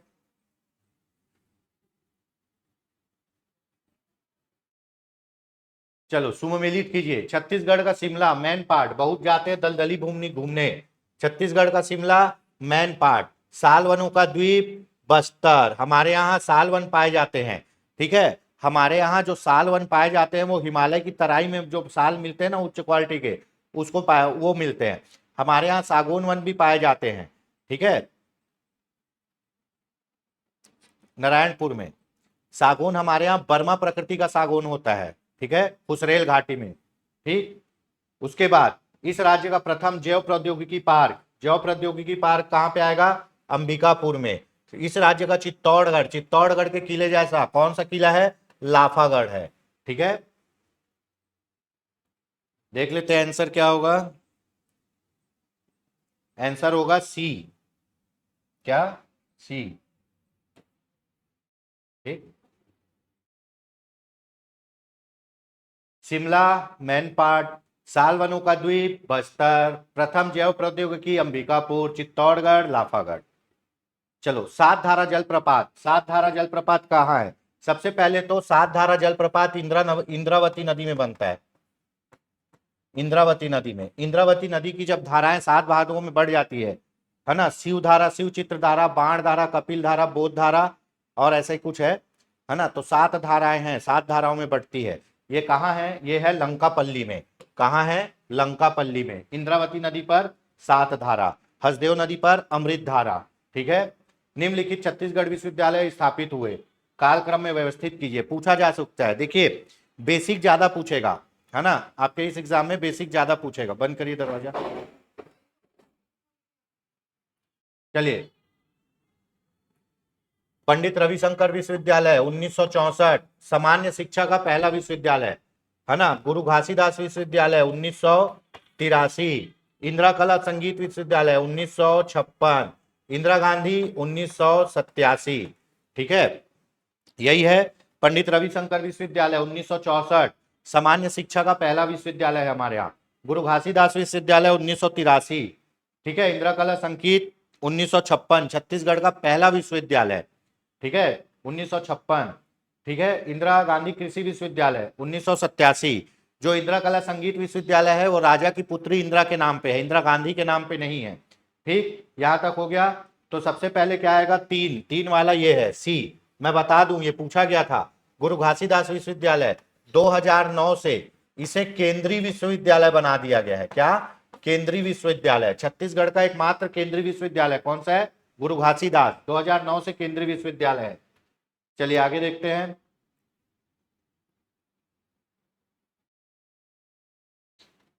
तीवरदेव अनुयायी था, तीवरदेव अनुयायी था वैष्णव धर्म का, तीवरदेव अनुयायी था वैष्णव धर्म का, ठीक है, वैष्णव धर्म का था, ठीक। और महाशिवगुप्त बालार्जुन शैव धर्म का था। तीवरदेव परम भागवत की उपाधि धारण करता था, है ना, वैष्णव धर्म का था, ठीक है।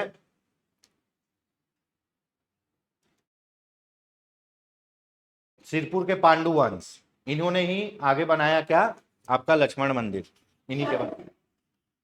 मटासी मिट्टी के बारे में कौन सा कथन सही नहीं है? मटासी मिट्टी, मटासी मिट्टी मतलब लाल पीली मिट्टी, मतलब छत्तीसगढ़ में सबसे ज्यादा पाई जाने वाली मिट्टी मटासी मिट्टी। ठीक, यह मिट्टी अधिकांशतः भाटा मिट्टी की अपेक्षा अधिक तथा कन्हार मिट्टी की अपेक्षा कम ऊंचाई पर। गलत, देखो यहीं से गलत हो गया, याद रखना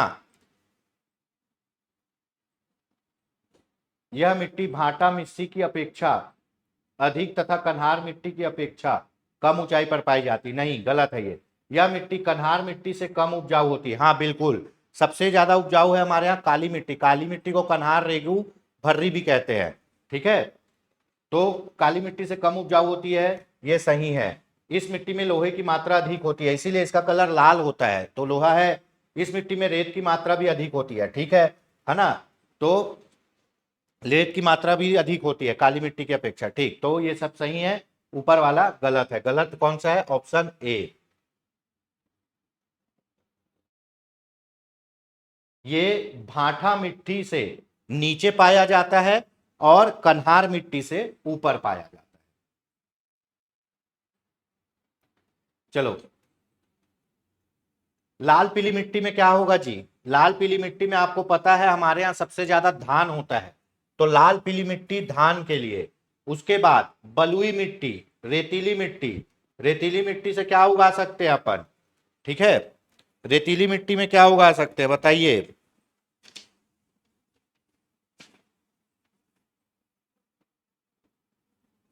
ठीक, काली मिट्टी, काली मिट्टी गेहूं और गन्ना के लिए बहुत अच्छा होता है। ठीक है, लाल बलुई मिट्टी, बलुई मिट्टी चाय बागवानी फसल के लिए, लेटराइट मिट्टी ज्वार बाजरा के लिए। ठीक, ऑप्शन क्या होगा? पहले का चौथा, पहले का चौथा। ठीक है, सॉरी ये गलत मैच हो गया। ऑप्शन सी, पहले का चौथा। धान ये सही है, काली में गेहूं गन्ना आएगा, ये सही है। पहले का चौथा, सी का दूसरा, पहले का चौथा, सी का दूसरा, बी का तीसरा, बी क्या है? तीसरा, ज्वार बाजरा। ठीक है, लेटराइड में चाय बागवानी फसल। ठीक, ऑप्शन क्या होगा? Option C. फसल याद रखना, पूछता है। अपने यहाँ सर्वाधिक लाल पीली मिट्टी पाई जाती है और अपने यहाँ सर्वाधिक फसल होता है धान का।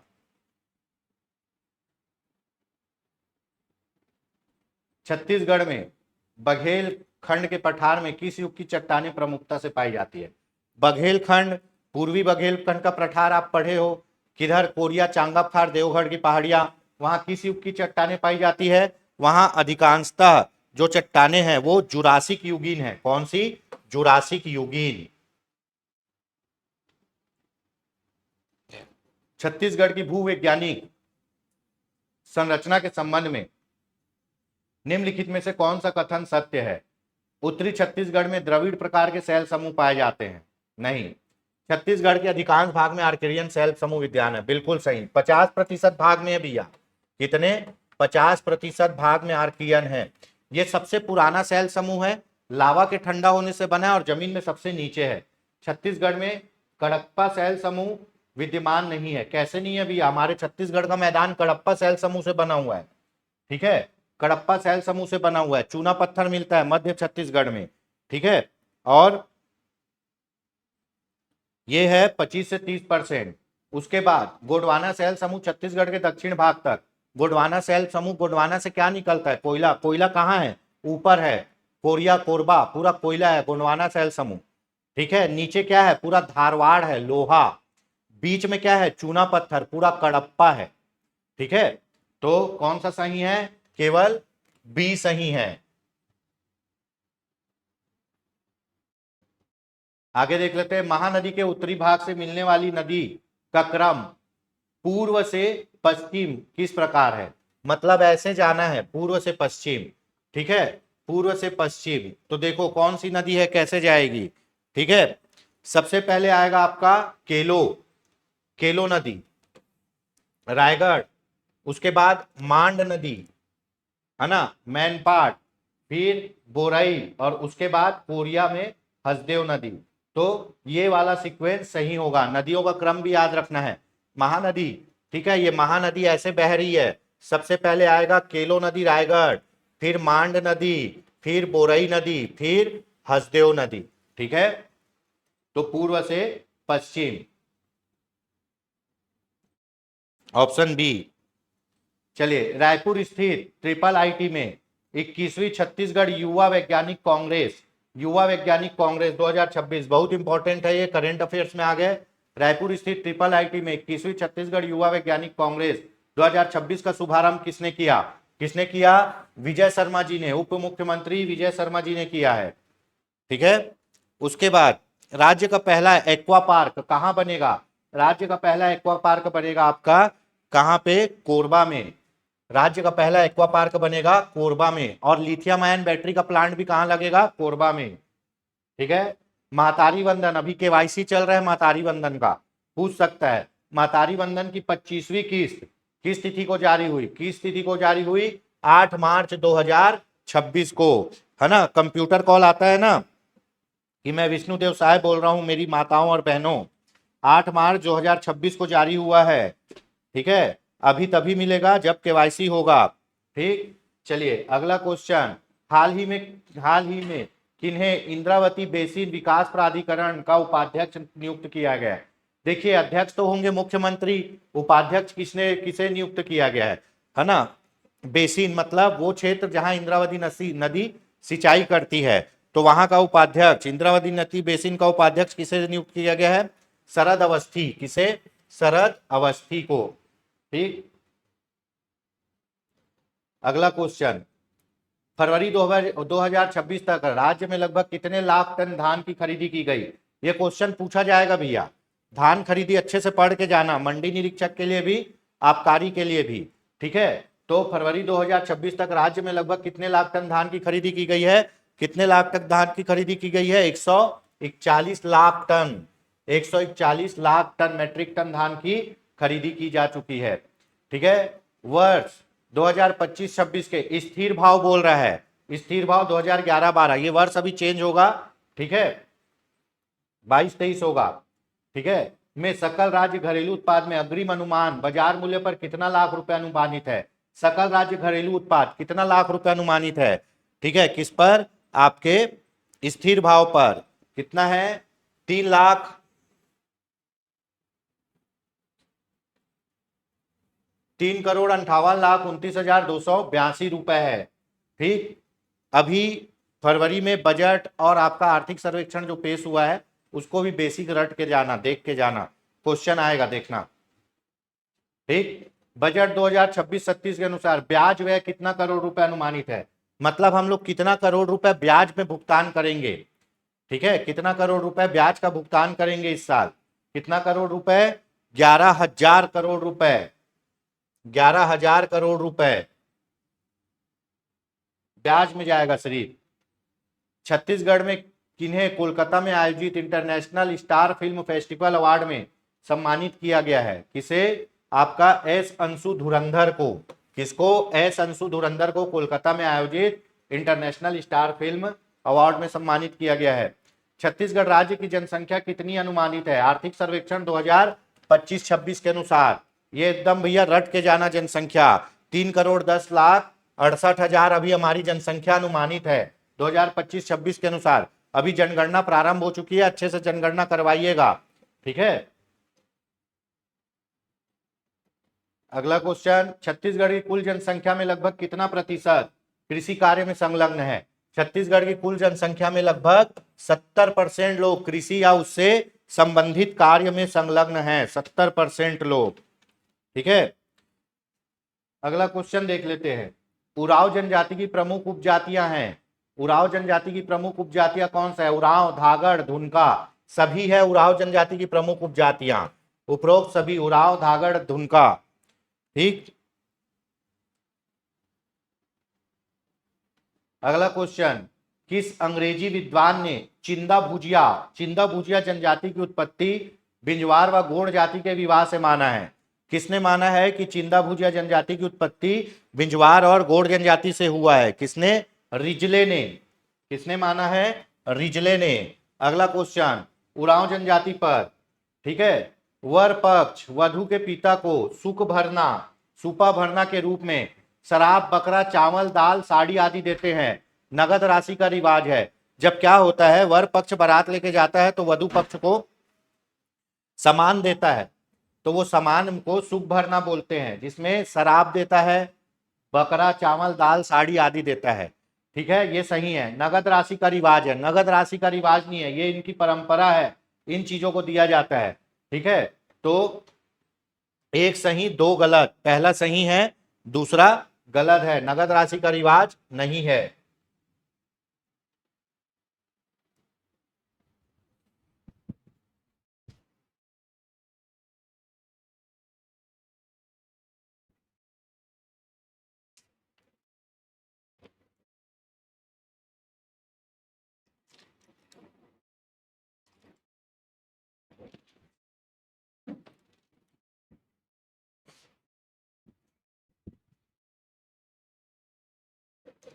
चलिए आगे बढ़ते हैं।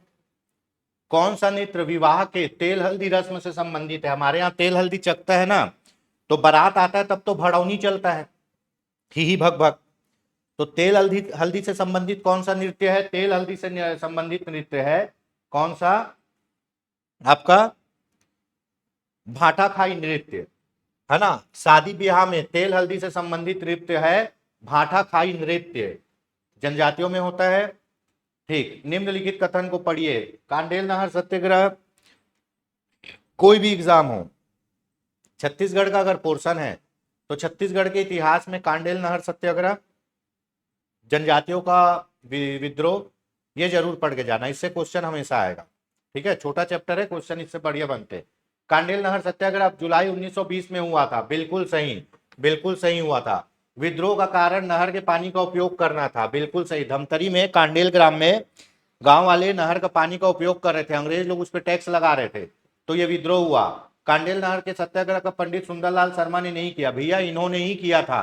पंडित सुंदरलाल शर्मा, नारायण राव मेघावाले, नथुजी जगताप, ठीक है, और आपके बाबू छोटेलाल श्रीवास्तव, इन्हीं लोगों ने, है ना, कांडेल नहर सत्याग्रह का पूरा चलाया। कांडेल नहर सत्याग्रह का संबंध असहयोग आंदोलन से था, बिल्कुल सही। कांडेल नहर सत्याग्रह में जब गांधी जी यहाँ आए, कब? 20 दिसंबर 1920 को, तब अंग्रेजों ने कर वापस ले लिया था। ठीक है, और गांधी जी असहयोग आंदोलन के लिए सहयोग मांगने भी आए थे, महिलाओं को संबोधित भी किया था आनंद समाज वाचनालय में, उनके साथ मौलाना शौकत अली आए थे। ठीक है, तो कांडेल नहर सत्याग्रह काफी यूनिक, एक महत्वपूर्ण विद्रोह था यहाँ पे, जिसमें गांधी जी पहली बार छत्तीसगढ़ आए थे। ठीक है, चलिए, तो इसमें नेतृत्व सुंदरलाल शर्मा ने ही किया था, सहयोगी कौन थे? बाबू छोटेलाल श्रीवास्तव, है ना, नारायण राव मेघावाले और नथुजी जगताप, बाद में शामिल हुए नथुजी जगताप। कौन सा सही है? ऑप्शन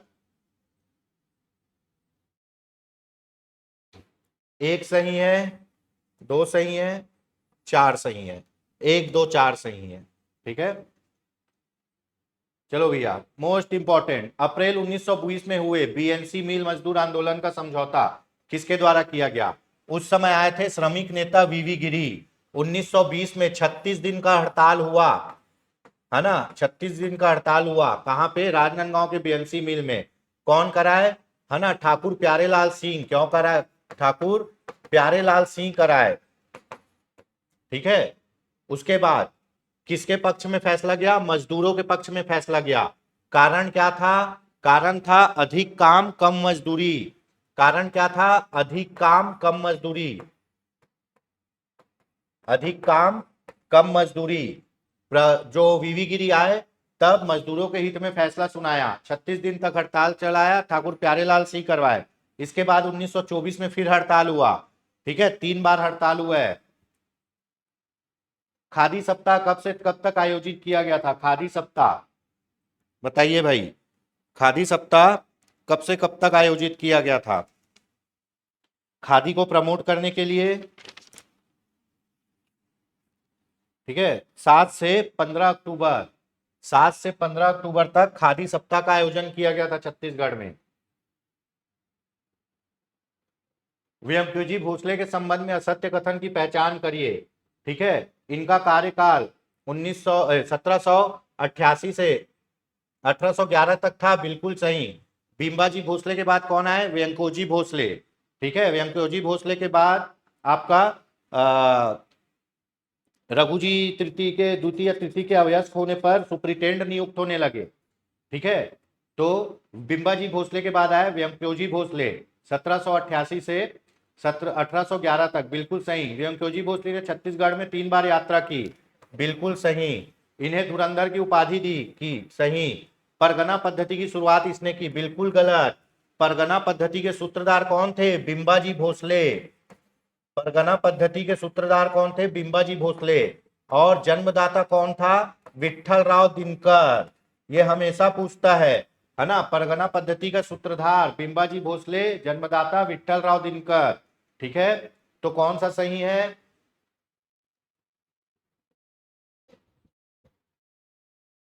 केवल 4।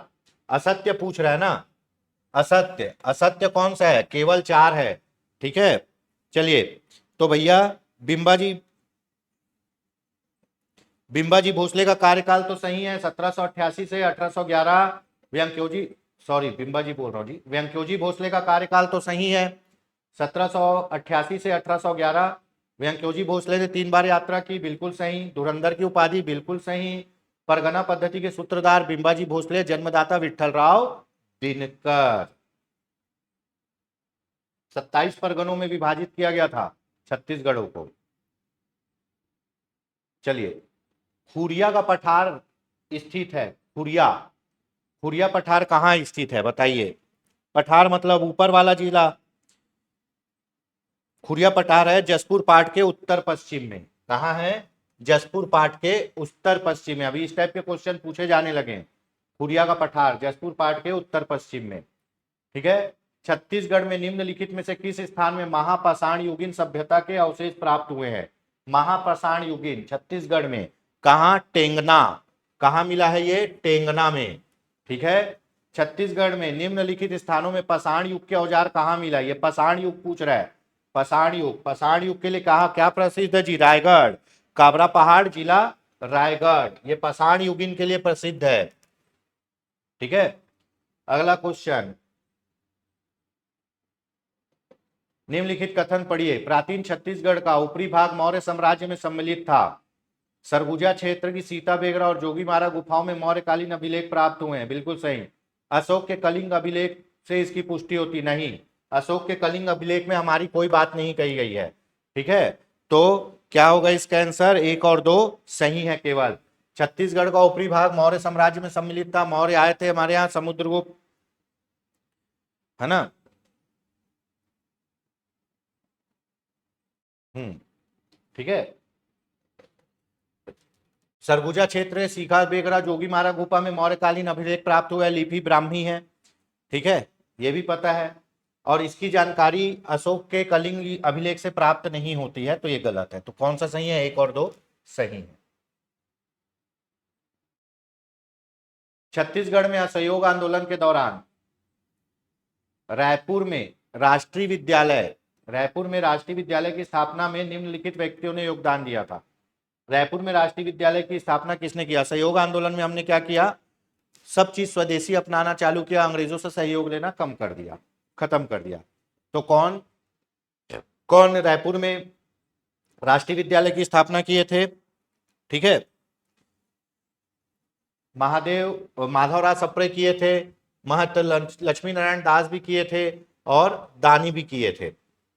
बलदेव प्रसाद मिश्र रायपुर में नहीं बनाए थे, राजनांदगांव में बनाए थे। कहां? राजनांदगांव में राष्ट्रीय विद्यालय बनाए थे। कौन? बलदेव प्रसाद मिश्र। तो 1, 2 और 4, 1, 2 और 4, ऑप्शन डी। ठीक है, बलदेव प्रसाद मिश्र कहां पे राष्ट्रीय विद्यालय बनाए थे? बलदेव प्रसाद मिश्र राजनांदगांव में राष्ट्रीय विद्यालय बनाए थे, रायपुर में नहीं बनाए थे। ठीक है, चलिए। रसनवा पर्व कौन सी जनजाति द्वारा मनाया जाता है? रसनवा पर्व, रसनवा पर्व कौन सी जनजाति द्वारा मनाया जाता है बताइए भाई? रसनवा पर्व बैगा जनजाति द्वारा मनाया जाता है। किसके द्वारा? बैगा जनजाति द्वारा। ठीक है, चलो। अकुम एवं तोड़ी, अगला देख लेते हैं। अकुम एवं तोड़ी किस प्रकार के वाद्य यंत्र है? देखिए, वाद्य यंत्र के से क्वेश्चन अब आने लगे हैं, ठीक है। तो अकुम और तोड़ी आपके सुशीर वाद्य यंत्र हैं। सुशीर वाद्य यंत्र किसको बोलते हैं जी? जिसको फूंक के बजाया जाता है, जैसे बांसुरी, बांसुरी सुशीर वाद्य यंत्र में आता है, इसको हवा से फूंक के बजाया जाता है। तो अकुम और तोड़ी सुशीर वाद्य यंत्र है, ठीक। पंचायती राज का क्वेश्चन है, ग्राम सभा की बैठकों के विषय में क्या सही नहीं है? सही नहीं है पूछ रहा है। प्रत्येक 3 माह में ग्राम सभा की बैठक होती है, बिल्कुल, कम से कम 3 माह में एक बैठक होनी चाहिए। चक्रानुक्रम में ग्राम पंचायत में ग्राम सभा की बैठक होती नहीं, इसमें चक्रानुक्रम नहीं चलता है ना। 1/10 सदस्यों के लिखित नहीं, है ना। जनपद पंचायत के निर्देश पर नहीं, ये भी गलत है। केवल एक सही है, बाकी 2 3 4 गलत है, तो 2 3 4 गलत है। देखिए, ग्राम सभा की 4 अनिवार्य बैठकें होती है, ग्राम सभा की 4 अनिवार्य बैठकें होती है, ठीक है। 23 जनवरी, 14 अप्रैल, 20 अगस्त और 2 अक्टूबर। 23 जनवरी सुभाष चंद्र बोस का जन्मदिन, ठीक है। 14 अप्रैल अंबेडकर जी, 20 अगस्त राजीव गांधी जी, 2 अक्टूबर गांधी जी। ये डेट थोड़ा सा चेक कर लीजिएगा, मेरे को जितना याद है, काफी समय हो गया। उसके बाद जून में सुझाई गई तिथि और नवंबर में सुझाई गई तिथि। 4 डेट वाइज होता है, और 2 आप एक जून महीने में कर सकते हो, एक नवंबर महीने में, ठीक। प्रथम पंचवर्षीय योजना में प्राप्त आर्थिक विकास दर कितनी थी? प्रथम पंचवर्षीय योजना, ठीक है, में प्राप्त आर्थिक विकास दर कितनी थी? कितनी थी? 3.6। कब से कब तक चला था? 1951 से 1956 तक। प्रथम पंचवर्षीय योजना कृषि क्षेत्र पर आधारित थी, ठीक है। 12 पंचवर्षीय योजना चली हमारे यहाँ। चलो, गुप्तकालीन मंदिरों से संबंध कथनों पर विचार करिए, ठीक है। इस काल में पंचायतन शैली में मंदिर बनने प्रारंभ हुए, बिल्कुल सही, गुप्तकालीन में पंचायतन। भीतर गांव और सिरपुर के मंदिर को छोड़ सभी मंदिर ईंटों में निर्मित थे, नहीं भाई, ये भी ईंटों से ही निर्मित है। मंदिर का गर्भगृह चौकर तथा वर्गाकार होता था, तथा दोनों ओर से प्रवेश द्वार बना होता था, ये भी गलत है, ठीक है, ये भी गलत है। गर्भगृह के चारों ओर प्रदक्षिण पद बनाया जाता था, ये सही है, परिक्रमा करने के लिए पद बनाया जाता था। तो देखिए, गुप्त काल में नागर शैली में मंदिर बनता था, ठीक है। नागर शैली में राम मंदिर बनते हैं, ऐसे ऊपर पिरामिड अच्छा रहेगा, कोई ज्यादा नक्काशी नहीं होती। नागर शैली का ही एक शैली है पंचायतन शैली।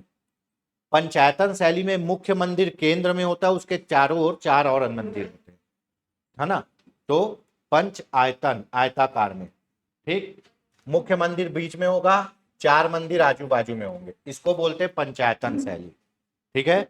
तो ये गुप्त काल में नागर शैली पंचायतन शैली का ही उदाहरण है, और परिक्रमा करने के लिए पद बना होता था। तो 1 और 4 सही है। क्या सही है? 1 और 4 सही है।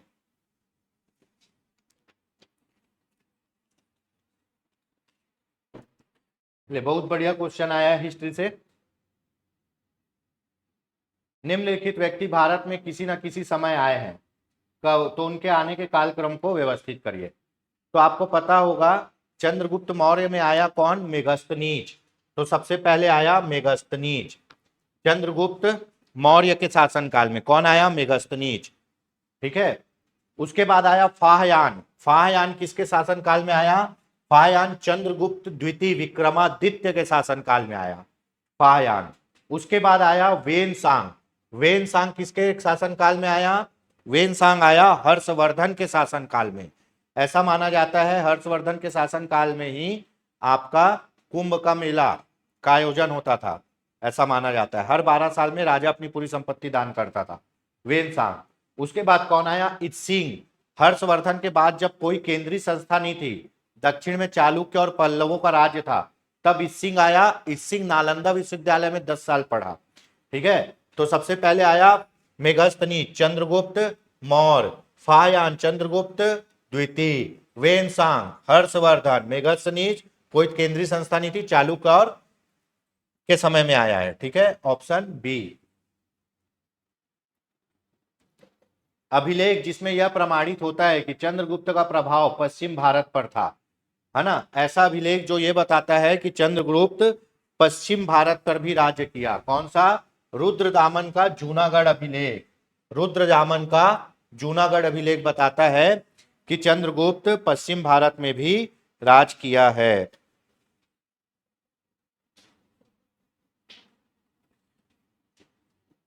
चलिए, बढ़िया क्वेश्चन है। निम्नलिखित युग्म में से कौन से सही सुमेलित हैं? लोथल, आपको पता है लोथल क्या था जी? प्राचीन बंदरगाह था। लोथल हड़प्पा संस्कृति का प्राचीन बंदरगाह था। सारनाथ में बुद्ध ने सर्वप्रथम उपदेश दिया जिसको बोलते हैं धर्म चक्र प्रवर्तन। याद रखिएगा, बुद्ध ने अपना सर्वप्रथम उपदेश सारनाथ में दिया, सारनाथ के ऋषि पत्तनम में, जिसको बोलते हैं धर्म चक्र प्रवर्तन। उसके बाद बुद्ध ने सर्वाधिक उपदेश श्रावस्ती में दिया है, श्रावस्ती में। उसके बाद है ना राजगीर, राजगीर अशोक का सी स्तंभ शीर्ष, राजगीर नहीं है, सारनाथ है, ये गलत है।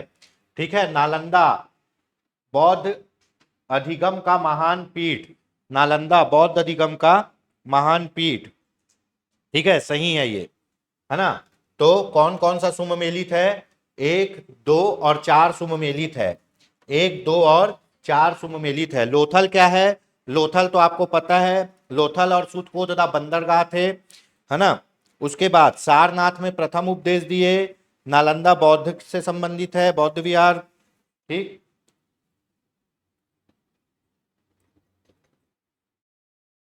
कावेरी नदी कौन से 2 राज्यों में बहती है? अभी जल विवाद बहुत चल रहा है जी, तो कावेरी जल विवाद सही क्वेश्चन है ये। कावेरी नदी कर्नाटक और तमिलनाडु में बहती है। कावेरी नदी का मुख्य जो जल विवाद है कर्नाटक और तमिलनाडु में। ठीक है। चलो, बढ़िया क्वेश्चन आया है। भारत के किस द्वीप पर एकमात्र ज्वालामुखी है? भारत के किस द्वीप का उद्गम ज्वालामुखी है? मतलब ज्वालामुखी द्वीप कौन सा है जो अभी चालू है? तो कौन सा ज्वालामुखी अभी चालू है? ठीक है, कौन सा ज्वालामुखी चालू है? बैरन द्वीप। बैरन द्वीप भारत का एकमात्र सक्रिय ज्वालामुखी है। कौन सा? बैरन द्वीप। ठीक है। वर्तमान में 2017 में यहां विस्फोट हुआ था। कहां विस्फोट हुआ था? 2017 में बैरन द्वीप में विस्फोट हुआ था। ये एकमात्र सक्रिय ज्वालामुखी है। एक है नारकोंडम द्वीप। क्या? नारकोंडम द्वीप। ये क्या है? सुप्त ज्वालामुखी है, सोया हुआ है, अभी फटा नहीं है। ये 2 ज्वालामुखी है। एक है बैरन द्वीप, क्या, जहां 2017 में विस्फोट हुआ है। दूसरा है नारकोंडम द्वीप, सुप्त ज्वालामुखी है। एक और बता रहा हूं, बाराटांग द्वीप, है ना, बाराटांग द्वीप, बाराटांग द्वीप। ठीक है, ये भी अंडमान निकोबार द्वीप समूह में है। यहां कीचड़ का ज्वालामुखी है। कौन सा? कीचड़, कीचड़ का ज्वालामुखी। जैसे ज्वालामुखी से लावा निकलता है, यहां से कीचड़ निकलता है। पूछा जा सकता है भारत में कौन सा द्वीप है जो कीचड़ का ज्वालामुखी है? बाराटांग द्वीप। ठीक है। चलो, अगला क्वेश्चन, 10 डिग्री चैनल,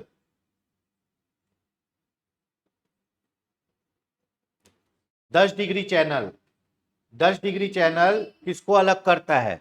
तो 10 डिग्री चैनल अलग करता है अंडमान को निकोबार द्वीप समूह से, अंडमान को निकोबार द्वीप समूह से, है ना। ये डिग्री चैनल क्या है? पानी में खींची गई काल्पनिक रेखा, पानी में खींची गई काल्पनिक रेखा को डिग्री चैनल कहा जाता है। समझने के लिए बता रहा हूं, ये अलग करता है अंडमान को निकोबार से।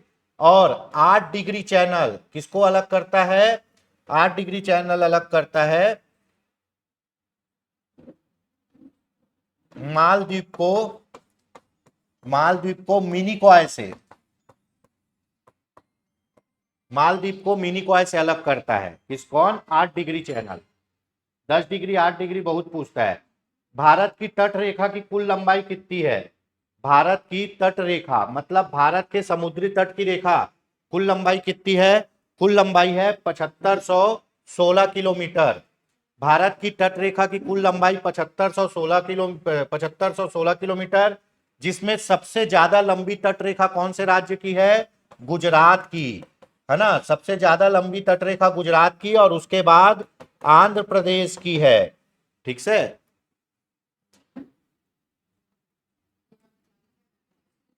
कृष्णा नदी निम्नलिखित में से किन राज्यों से होकर बहती है? भारत में कृष्णा नदी किस राज्यों से होकर बहती है? ठीक, बताइए भाई, भारत में कृष्णा नदी किस राज्यों से होकर बहती है? महाराष्ट्र और कर्नाटक से, है ना। महाबलेश्वर महाराष्ट्र से कृष्णा नदी निकलती है, ठीक है, और कर्नाटक तक जाती है, महाराष्ट्र और कर्नाटक में। चलिए अगला क्वेश्चन देख लेते हैं।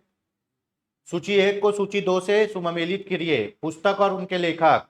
सबसे पहले तो हमको पता है आपके दादा भाई नौरोजी ने लिखी है poverty and un British rule in India. ठीक है, दादा भाई नौरोजी ने इसी में सबसे पहले प्रति व्यक्ति आय की गणना की थी अपनी इस पुस्तक में, poverty and un British rule in India. इसमें यह बताया था, है ना, धन निकास का सिद्धांत, कैसे अंग्रेज हमारे भारत के पैसे को अपने साथ ले गए। ठीक है। महात्मा गांधी ने लिखा हिंद स्वराज। जवाहरलाल नेहरू ने लिखा डिस्कवरी ऑफ इंडिया। बाल गंगाधर बाल गंगाधर तिलक ने लिखा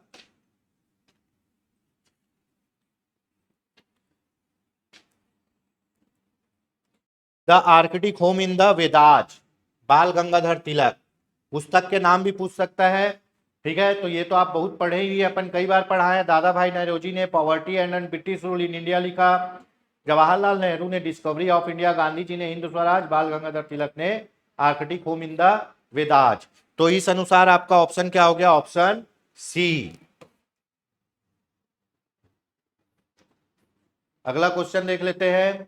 1 को 2 के साथ सुमेलित कीजिए। ठीक है, चलिए अपने को पता है 31 दिसंबर 1600 को ईस्ट इंडिया कंपनी को क्या मिला था? अधिकार पत्र मिला था। ठीक है, उसके बाद अपने को पता है 1556 में, है ना, अकबर का राज्य अभिषेक हुआ था पंजाब के कलानौर में।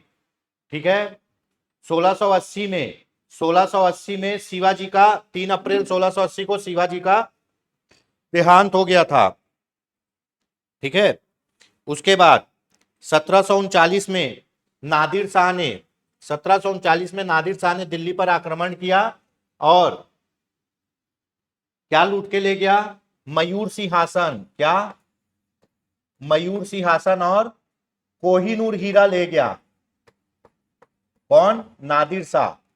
ठीक है, इस हिसाब से देख लेते हैं क्या होगा।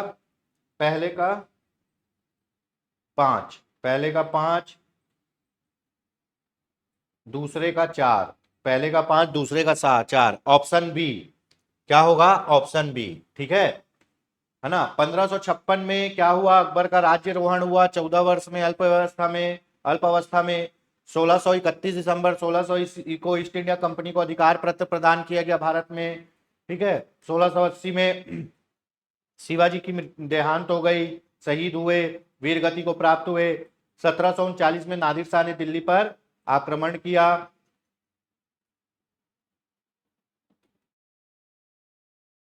ठीक, मयूर सिंहासन और कोहिनूर हीरा लेके चले गए। चलिए अगला क्वेश्चन देख लेते हैं।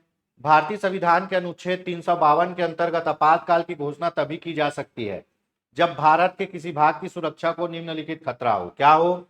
युद्ध या बाह्य आक्रमण कर सकते हैं, सशस्त्र विद्रोह कर सकते हैं, विदेशी आक्रमण कर सकते हैं। इन तीन के आधार पर आपका क्या होता है? राष्ट्रीय आपातकाल लगता है। राष्ट्रीय आपातकाल लगाने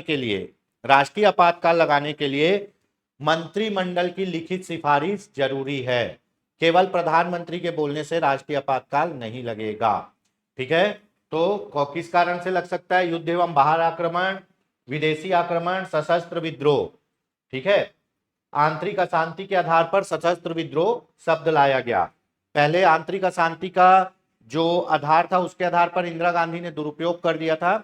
अब जब तक भारत के अंदर लोग हथियार लेके विद्रोह नहीं करेंगे आपका आपातकाल नहीं लगेगा। ठीक है, तो ये 3 कारण से लग सकता है, तो 1 2 3, 1 2 3। चलिए, निम्नलिखित कथनों पर विचार करिए। पहली लोकसभा में विपक्ष के सबसे बड़ा राजनीतिक दल स्वतंत्र पार्टी था। लोकसभा में नेता प्रतिपक्ष को सर्वप्रथम 1969 में मान्यता दी गई। लोकसभा में यदि किसी दल में न्यूनतम 75% सदस्य ना हो, 75 सदस्य ना हो, तो उसके नेता को नेता प्रतिपक्ष के रूप में मान्यता नहीं मिल सकती। तो नेता प्रतिपक्ष बनने के लिए क्या करना है? देखो, नेता प्रतिपक्ष को कैबिनेट मिनिस्टर का दर्जा दिया जाता है।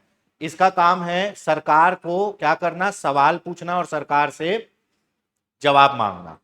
ठीक है, तो पहला तो गलत है। लोकसभा में विपक्ष में सबसे बड़ा राजनीतिक दल स्वतंत्र पार्टी था, नहीं था।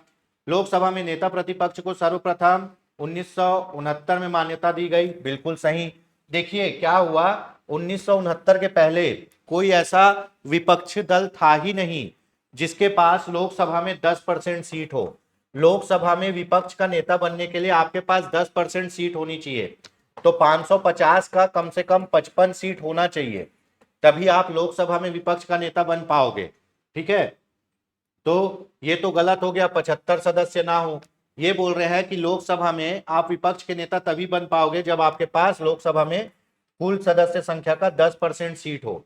तो 550 का 55 मान लो, 55 रहेंगे तभी हो पाएंगे। ठीक है, और लोकसभा में नेता प्रतिपक्ष की पहली मान्यता 1969 में दी गई। किसको मिला? पहला ये राम सुभाष सिंह को। किसको? राम सुभाष सिंह, लोकसभा में विपक्ष के पहले नेता राम सुभाष सिंह।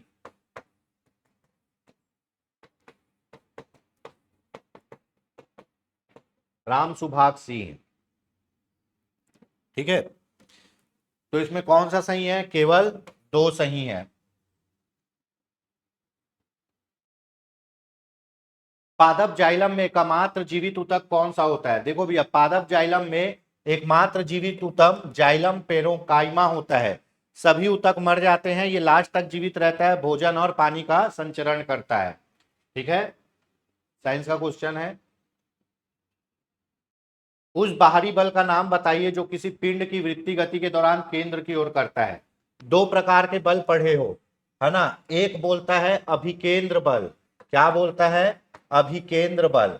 अभिकेंद्र बल अंदर की ओर लगता है। अभिकेंद्र बल अंदर की ओर लगता है, आदमी अंदर की ओर झुकता है। ठीक है, वो होता है अभिकेंद्र बल, केंद्र की ओर लगने वाला बल अभिकेंद्र बल। दूसरा क्या होता है? अपकेंद्र बल।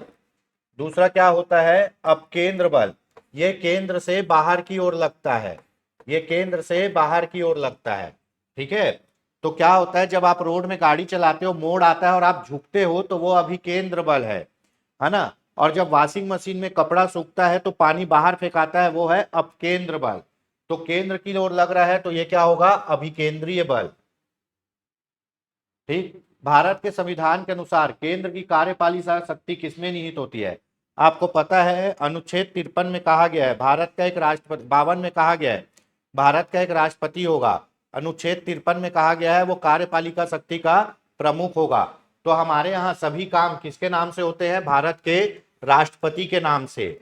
ठीक है, भारत का राष्ट्रपति भारत का नाम मात्र का प्रमुख होता है, वास्तविक शक्ति प्रधानमंत्री और उसके मंत्रिपरिषद में रहती है।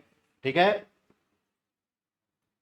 चलो, बहुत बढ़िया क्वेश्चन है। राज्य के नीति निर्देशक सिद्धांत किस प्रकार मौलिक अधिकार से भिन्न है ना? पूर्वोत्तर केंद्रीय सरकार के लिए और उत्तरोत्तर राज्यों के लिए पूर्वोक्त संविधान का अंश नहीं है, जबकि उपरोक्त है। निर्देशक सिद्धांत प्रवर्तनी नहीं है, जबकि मौलिक अधिकार प्रवर्तनी है। उपयुक्त में से कोई नहीं। यहां देखो, ये तीसरा सही है। अब मैं बता रहा हूं, देखो, मौलिक अधिकार क्या है? आपके मूल अधिकार है। इस अधिकार को कोई नहीं छीन सकता, और इस अधिकार को अगर आपको नहीं मिल रहा है तो आप कोर्ट जाके केस करके इस अधिकार को लागू कर सकते हो। किसको? मौलिक अधिकार को।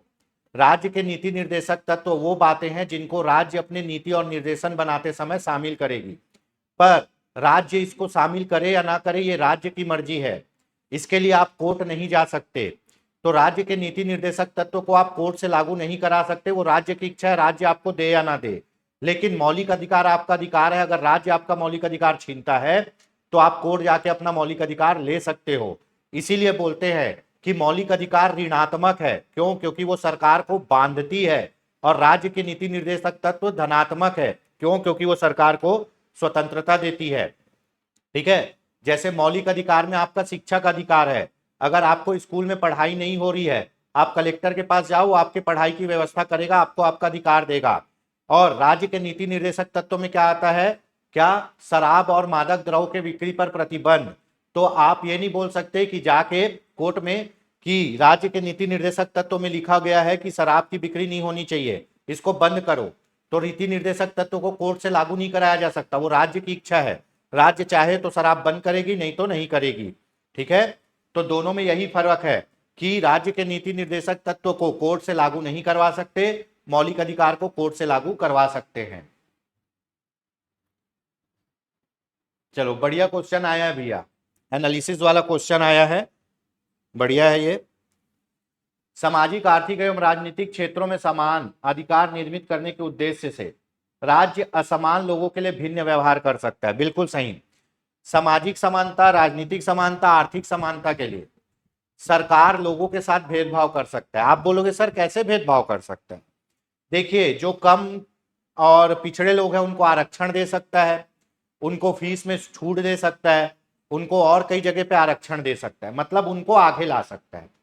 ठीक है, सामान्य लोगों से आगे ला सकता है उनको मुख्य धारा में लाने के लिए। समान लोगों में विधि समान होती है और समान रूप से प्रशासित की जाती है। समान लोगों के लिए एक समान नियम रहेगा और वो उसी से शासित होंगे, परंतु पिछड़े वर्ग के लिए सरकार अलग से उपबंध कर सकता है। तो कथन कारण दोनों सही है और सही व्याख्या भी करता है।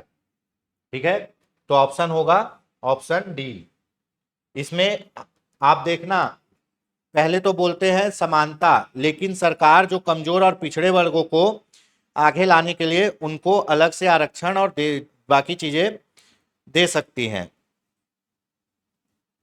ठीक है, यहां तक हो गया।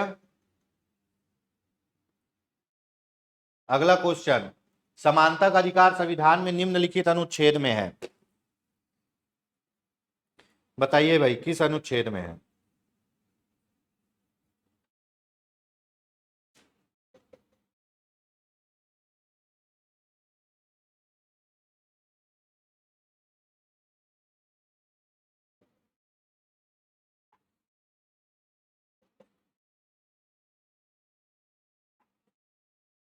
ठीक है, समानता का अधिकार आपको पता है, अनुच्छेद 14 से 18 समानता का अधिकार, मौलिक अधिकार है ना। अनुच्छेद 14 क्या? समानता। ठीक, अनुच्छेद 15 धर्म, मूल, जाति, लिंग आधार पर भेदभाव का निषेध। ठीक है, अनुच्छेद 16 अवसर की समानता। ठीक, तो 13, 14, 15 ये सब किसमें आते हैं? समानता के अधिकार में। तो 2, 3, 4, अनुच्छेद 2, 3, 4। ठीक है, ऑप्शन 2, 3, 4 अनुच्छेद 14, 15, 16। निम्न किस अधिनियम के द्वारा ब्रिटिश संसद ने चाय और चीन के साथ व्यापार को छोड़कर कंपनी के भारत के साथ व्यापारिक एकाधिकार को समाप्त कर दिया? देखिए, जब आया ना आपका अंग्रेज लोग, तो वो बोलते थे पूरा काम हम ही करेंगे, पूरा पैसा हम ही कमाएंगे, पूरे व्यापार में उनका मोनोपोली था। तो 1813 के चार्टर अधिनियम के द्वारा पूरे व्यापार से मोनोपोली हटा दिया गया। बोले चीन के साथ और चाय का व्यापार हम करेंगे, क्योंकि हमारे यहाँ चाय का व्यापार बहुत बड़ा था। तो चीन और चाय के व्यापार को छोड़कर बाकी व्यापारों का मोनोपोली हटा दिया गया 1813 के चार्टर अधिनियम में। 1813 के चार्टर अधिनियम का एक प्रमुख भाग ये भी है कि भैया शिक्षा पर, बजट में शिक्षा पर कितने लाख रुपए का व्यय? 1 लाख रुपए का व्यय करने की बात की गई। शिक्षा पर 1 लाख रुपए व्यय करने का प्रावधान किया गया।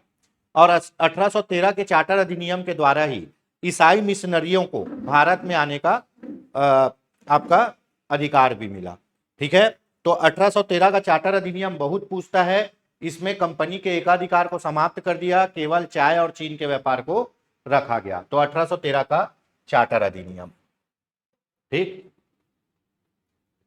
हिमालय पर्वत श्रेणियां निम्नलिखित में से किस राज्य का हिस्सा नहीं है? बताइए, बहुत बढ़िया क्वेश्चन है, ये सब एनालिसिस वाला क्वेश्चन है। हिमालय पर्वत उत्तराखंड तो है, हिमाचल भी है, सिक्किम भी है। उत्तर प्रदेश हिमालय पर्वत श्रेणी में नहीं आता। सिक्किम में चिकन नेक है ना, चिकन नेक, वो भी हिमालय पर्वत का हिस्सा है। तो इसमें से तीनों राज्य तो हिमालय पर्वत के हिस्सा है, लेकिन उत्तर प्रदेश नहीं है। अगला क्वेश्चन, कश्मीर घाटी कहाँ स्थित है? कश्मीर की घाटी बताइए भाई। कश्मीर की घाटी स्थित है आपका पीर पंजाल और हिमाद्री पर्वत श्रेणियों के मध्य। कश्मीर की घाटी स्थित है पीर पंजाल और हिमाद्री पर्वत श्रेणियों के मध्य। ठीक है, बेसिक बेसिक क्वेश्चन है ये सब। मानव शरीर में हीमोग्लोबिन का मुख्य कार्य क्या होता है? हीमोग्लोबिन के कारण ही हमारा शरीर रक्त लाल होता है। हीमोग्लोबिन का मुख्य कार्य है पोषक तत्व और ऑक्सीजन को पूरे शरीर में पहुंचाना। अगर आदमी में हीमोग्लोबिन की कमी हो जाती तो कमजोर हो जाता है। इसीलिए प्रेग्नेंट लेडी को आयरन की गोली दी जाती ताकि हीमोग्लोबिन बढ़े और बच्चे और माता को अच्छे से ऑक्सीजन मिले। तो हीमोग्लोबिन का प्रमुख कार्य है क्या? ऑक्सीजन का परिवहन। ऑक्सीजन का परिवहन, ठीक है, ये उसका प्रमुख कार्य है। प्रधानमंत्री नरेंद्र मोदी ने बांस के उद्यान थीम पर आधारित देश के पहले प्रकृति विषय वाले हवाई अड्डे टर्मिनल का उद्घाटन किस शहर में किया? है ना, बांस के उद्यान की थीम पर टर्मिनल बना हुआ है हवाई अड्डे में, कौन से हवाई अड्डे में किया है बताइए?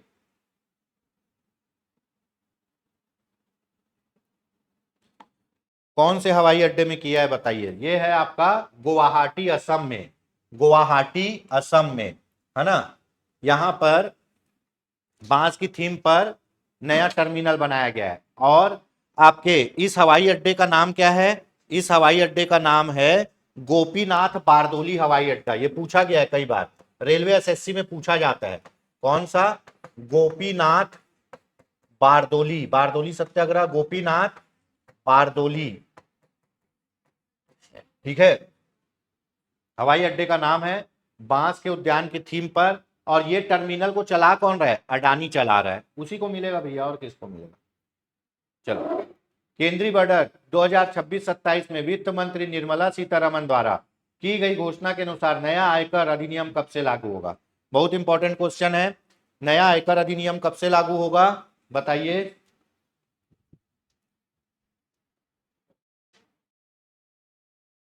नया आयकर अधिनियम कब से लागू होगा? ये लागू होगा आपका 1 अप्रैल 2026 से। नया आयकर अधिनियम 1 अप्रैल 2026 से लागू होगा। चलो, बहुत इंपॉर्टेंट क्वेश्चन, भारत के पहले संप्रभु एआई पार्क की स्थापना राज्य में की जाएगी, किस राज्य में की जाएगी? एआई पार्क की स्थापना, भारत के पहले एआई पार्क, संप्रभु एआई पार्क की स्थापना किस राज्य में की जाएगी? ये की जाएगी आपका तमिलनाडु में। किसमें? तमिलनाडु में। और इस पार्क का उद्देश्य क्या है भैया? इस पार्क का उद्देश्य है स्वदेशी एआई क्षमता को बढ़ाना, है ना, स्वदेशी एआई क्षमता को बढ़ाना, ठीक है। तमिलनाडु में की जा रही है पहले संप्रभु एआई पार्क की स्थापना, और इसका उद्देश्य है स्वदेशी एआई क्षमता को विकसित करना। ठीक, चलिए अगला क्वेश्चन देख लेते हैं। अपने कर्मचारियों के लिए 8वां वेतन आयोग गठित करने की घोषणा करने वाला भारत का कौन सा राज्य है? अपने कर्मचारियों के लिए, राज्य के कर्मचारियों के लिए 8वें वेतन आयोग गठित करने की घोषणा करने वाला भारत का पहला राज्य कौन सा है? कौन सा है भैया? असम है। कौन सा है? असम, ठीक है। अपने राज्य के कर्मचारियों के लिए 8वें वेतन आयोग गठित करने वाला असम। अब केंद्रीय 8वें वेतन आयोग के अध्यक्ष, ये पूछा जा सकता है, केंद्रीय 8वें वेतन आयोग के अध्यक्ष कौन है? जो 8वां वेतन आयोग अभी लगेगा उसके अध्यक्ष कौन है बताइए? ये पूछा जाएगा। केंद्रीय 8वें वेतन आयोग के अध्यक्ष न्यायमूर्ति रंजना प्रकाश देसाई, न्यायमूर्ति रंजना प्रकाश देसाई 8वें वेतन आयोग की अध्यक्ष हैं ये। ठीक है, अगला क्वेश्चन, किस राज्य ने दिसंबर 2025 में अन्य राज्यों से प्रवेश करने वाले वाहनों पर ग्रीन टैक्स लगाने की घोषणा की है? क्या होता है, जब एक वाहन एक राज्य से दूसरे राज्य जाता है, उस राज्य में चलता है तो प्रदूषण फैलाता है। तो जिस राज्य में वो चल रहा है वहां प्रदूषण फैला रहा है, तो वो राज्य क्या किया है, उस पर ग्रीन टैक्स लगाएगा। तो कौन ऐसा भी किया है? ऐसा किया है अभी उत्तराखंड। कौन किया है? उत्तराखंड, है ना। और ग्रीन टैक्स को बढ़ाया कौन है अपने राज्य में? महाराष्ट्र। अभी उत्तराखंड और महाराष्ट्र, उत्तराखंड तो लगा रहा है, महाराष्ट्र जो टैक्स है उसको बढ़ा दिया है। ठीक है, चलिए अगला क्वेश्चन देख लेते हैं। किस पंचवर्षीय योजना का प्राथमिक लक्ष्य भारत को आत्मनिर्भर और स्व उत्पादक अर्थव्यवस्था के रूप में स्थापित करना था? बताइए भाई, इसका आंसर बताइए। यह था तीसरी पंचवर्षीय योजना। और यही योजना, देखो पहली पंचवर्षीय योजना में कहा गया कि कृषि क्षेत्र पर ध्यान दिया जाए। दूसरी पंचवर्षीय योजना जो पीसी महालनोबिस मॉडल पर आधारित थी, हमेशा पूछता है ये क्वेश्चन, पीसी महालनोबिस मॉडल पर आधारित थी, उसमें उद्योग क्षेत्र पर ध्यान दिया गया। और उस समय हमारे देश में 3 या 4 जगह बड़े बड़े स्टील प्लांट लगाए गए। ठीक है, भिलाई में बनाया गया बीएसपी रूस के सहयोग से। ठीक है, दुर्गापुर में बनाया गया डीएसपी ब्रिटेन के सहयोग से। राउरकेला में बनाया गया आरएसपी जर्मनी के सहयोग से। ठीक है, 3 स्टील प्लांट जो आज बहुत बड़े स्तर पर काम कर रहे हैं। दूसरी पंचवर्षीय योजना। तीसरी पंचवर्षीय योजना में कृषि और उद्योग दोनों को शामिल किया गया और कहा गया क्या? स्व उत्पादक अर्थव्यवस्था। अब उसी दौरान जब तीसरी पंचवर्षीय योजना चली, उसी दौरान क्या हुआ? डिजास्टर आ गया। सबसे पहले तो अकाल पड़ गया। दूसरा क्या हुआ? 1962 में भारत चीन युद्ध हो गया। 1965 में भारत पाकिस्तान युद्ध हो गया और योजना का पूरा पैसा युद्ध में चले गया। ये योजना सुपर फ्लॉप हो गई। तीसरी पंचवर्षीय योजना सुपर फ्लॉप हो गई। किसके कारण? युद्ध के कारण और अकाल और सूखा के कारण। ठीक है, जबकि बहुत ज्यादा इस योजना से उम्मीद थी। ठीक, हमारे यहां टोटल 12 पंचवर्षीय योजना हुई है और जो 12वीं पंचवर्षीय योजना है वो 2017 में समाप्त हुई है। हमारे यहां पहले राष्ट्रीय विकास परिषद और योजना आयोग होता था। ठीक है, उन दोनों को समाप्त करके 1 जनवरी 2015 से क्या बना दिया गया? नीति आयोग बना दिया गया। आज तक किसी को समझ नहीं आया नीति आयोग काम क्या करता है। ठीक है, चलिए तो ये हो गया। दूसरी पंचवर्षीय योजना कौन बनाए थे? पीसी महालनोबिस बनाए थे। ठीक है, 29 जून, मेरे ख्याल से 29 जून को राष्ट्रीय सांख्यिकी दिवस मनाया जाता है उनके जन्मदिन के उपलक्ष्य में। ठीक, देख लीजिएगा। तो दोस्तों ये आज के हमारे 100 क्वेश्चन हो गए। होप सो आपको ये क्लास पसंद आई होगी। कमेंट करके जरूर बताइएगा कैसा लगा, क्वेश्चन का लेवल कैसा लगा, इसमें क्या सुधार कर सकते हैं। कोशिश करेंगे 1 से 2 और फुल लेंथ प्रैक्टिस सेट बनाएं और 1 से 2 3 क्लास परिवहन पर एमसीक्यू लेके आए। परिवहन के 30-40 एमसीक्यू 2-3 क्लास लेके आ सकते हैं और 1 से 2 फुल प्रैक्टिस सेट बनाना है। कोशिश पूरी रहेगी, मैं कोशिश करूंगा समय निकाल के बिल्कुल यूट्यूब पर अभी इस काम को करूं। ठीक है, तो आज की क्लास आपको कैसे लगी, स्पेशली परिवहन की क्लास आपको कैसे लगी जो यूट्यूब पर डली हुई है, जरूर इसके बारे में बताइएगा। ठीक है, और दोस्तों अगर आप मंडी उपनिरीक्षक या शिक्षक भर्ती किसी भी कोर्स के लिए कुछ भी जानकारी चाहते हैं तो संस्था के दिए गए नंबर 8770123687 पर संपर्क कर सकते हैं। बने रहिए, खुश रहिए, स्वस्थ रहिए, सफल रहिए, निरंतर पढ़ते रहिए, प्रगति के पथ पर आगे बढ़ते रहिए, हमारे साथ रहिए, प्यार बनाए रखिए। मिलते हैं नए वीडियो पर। जय हिंद, जय भारत, जय छत्तीसगढ़।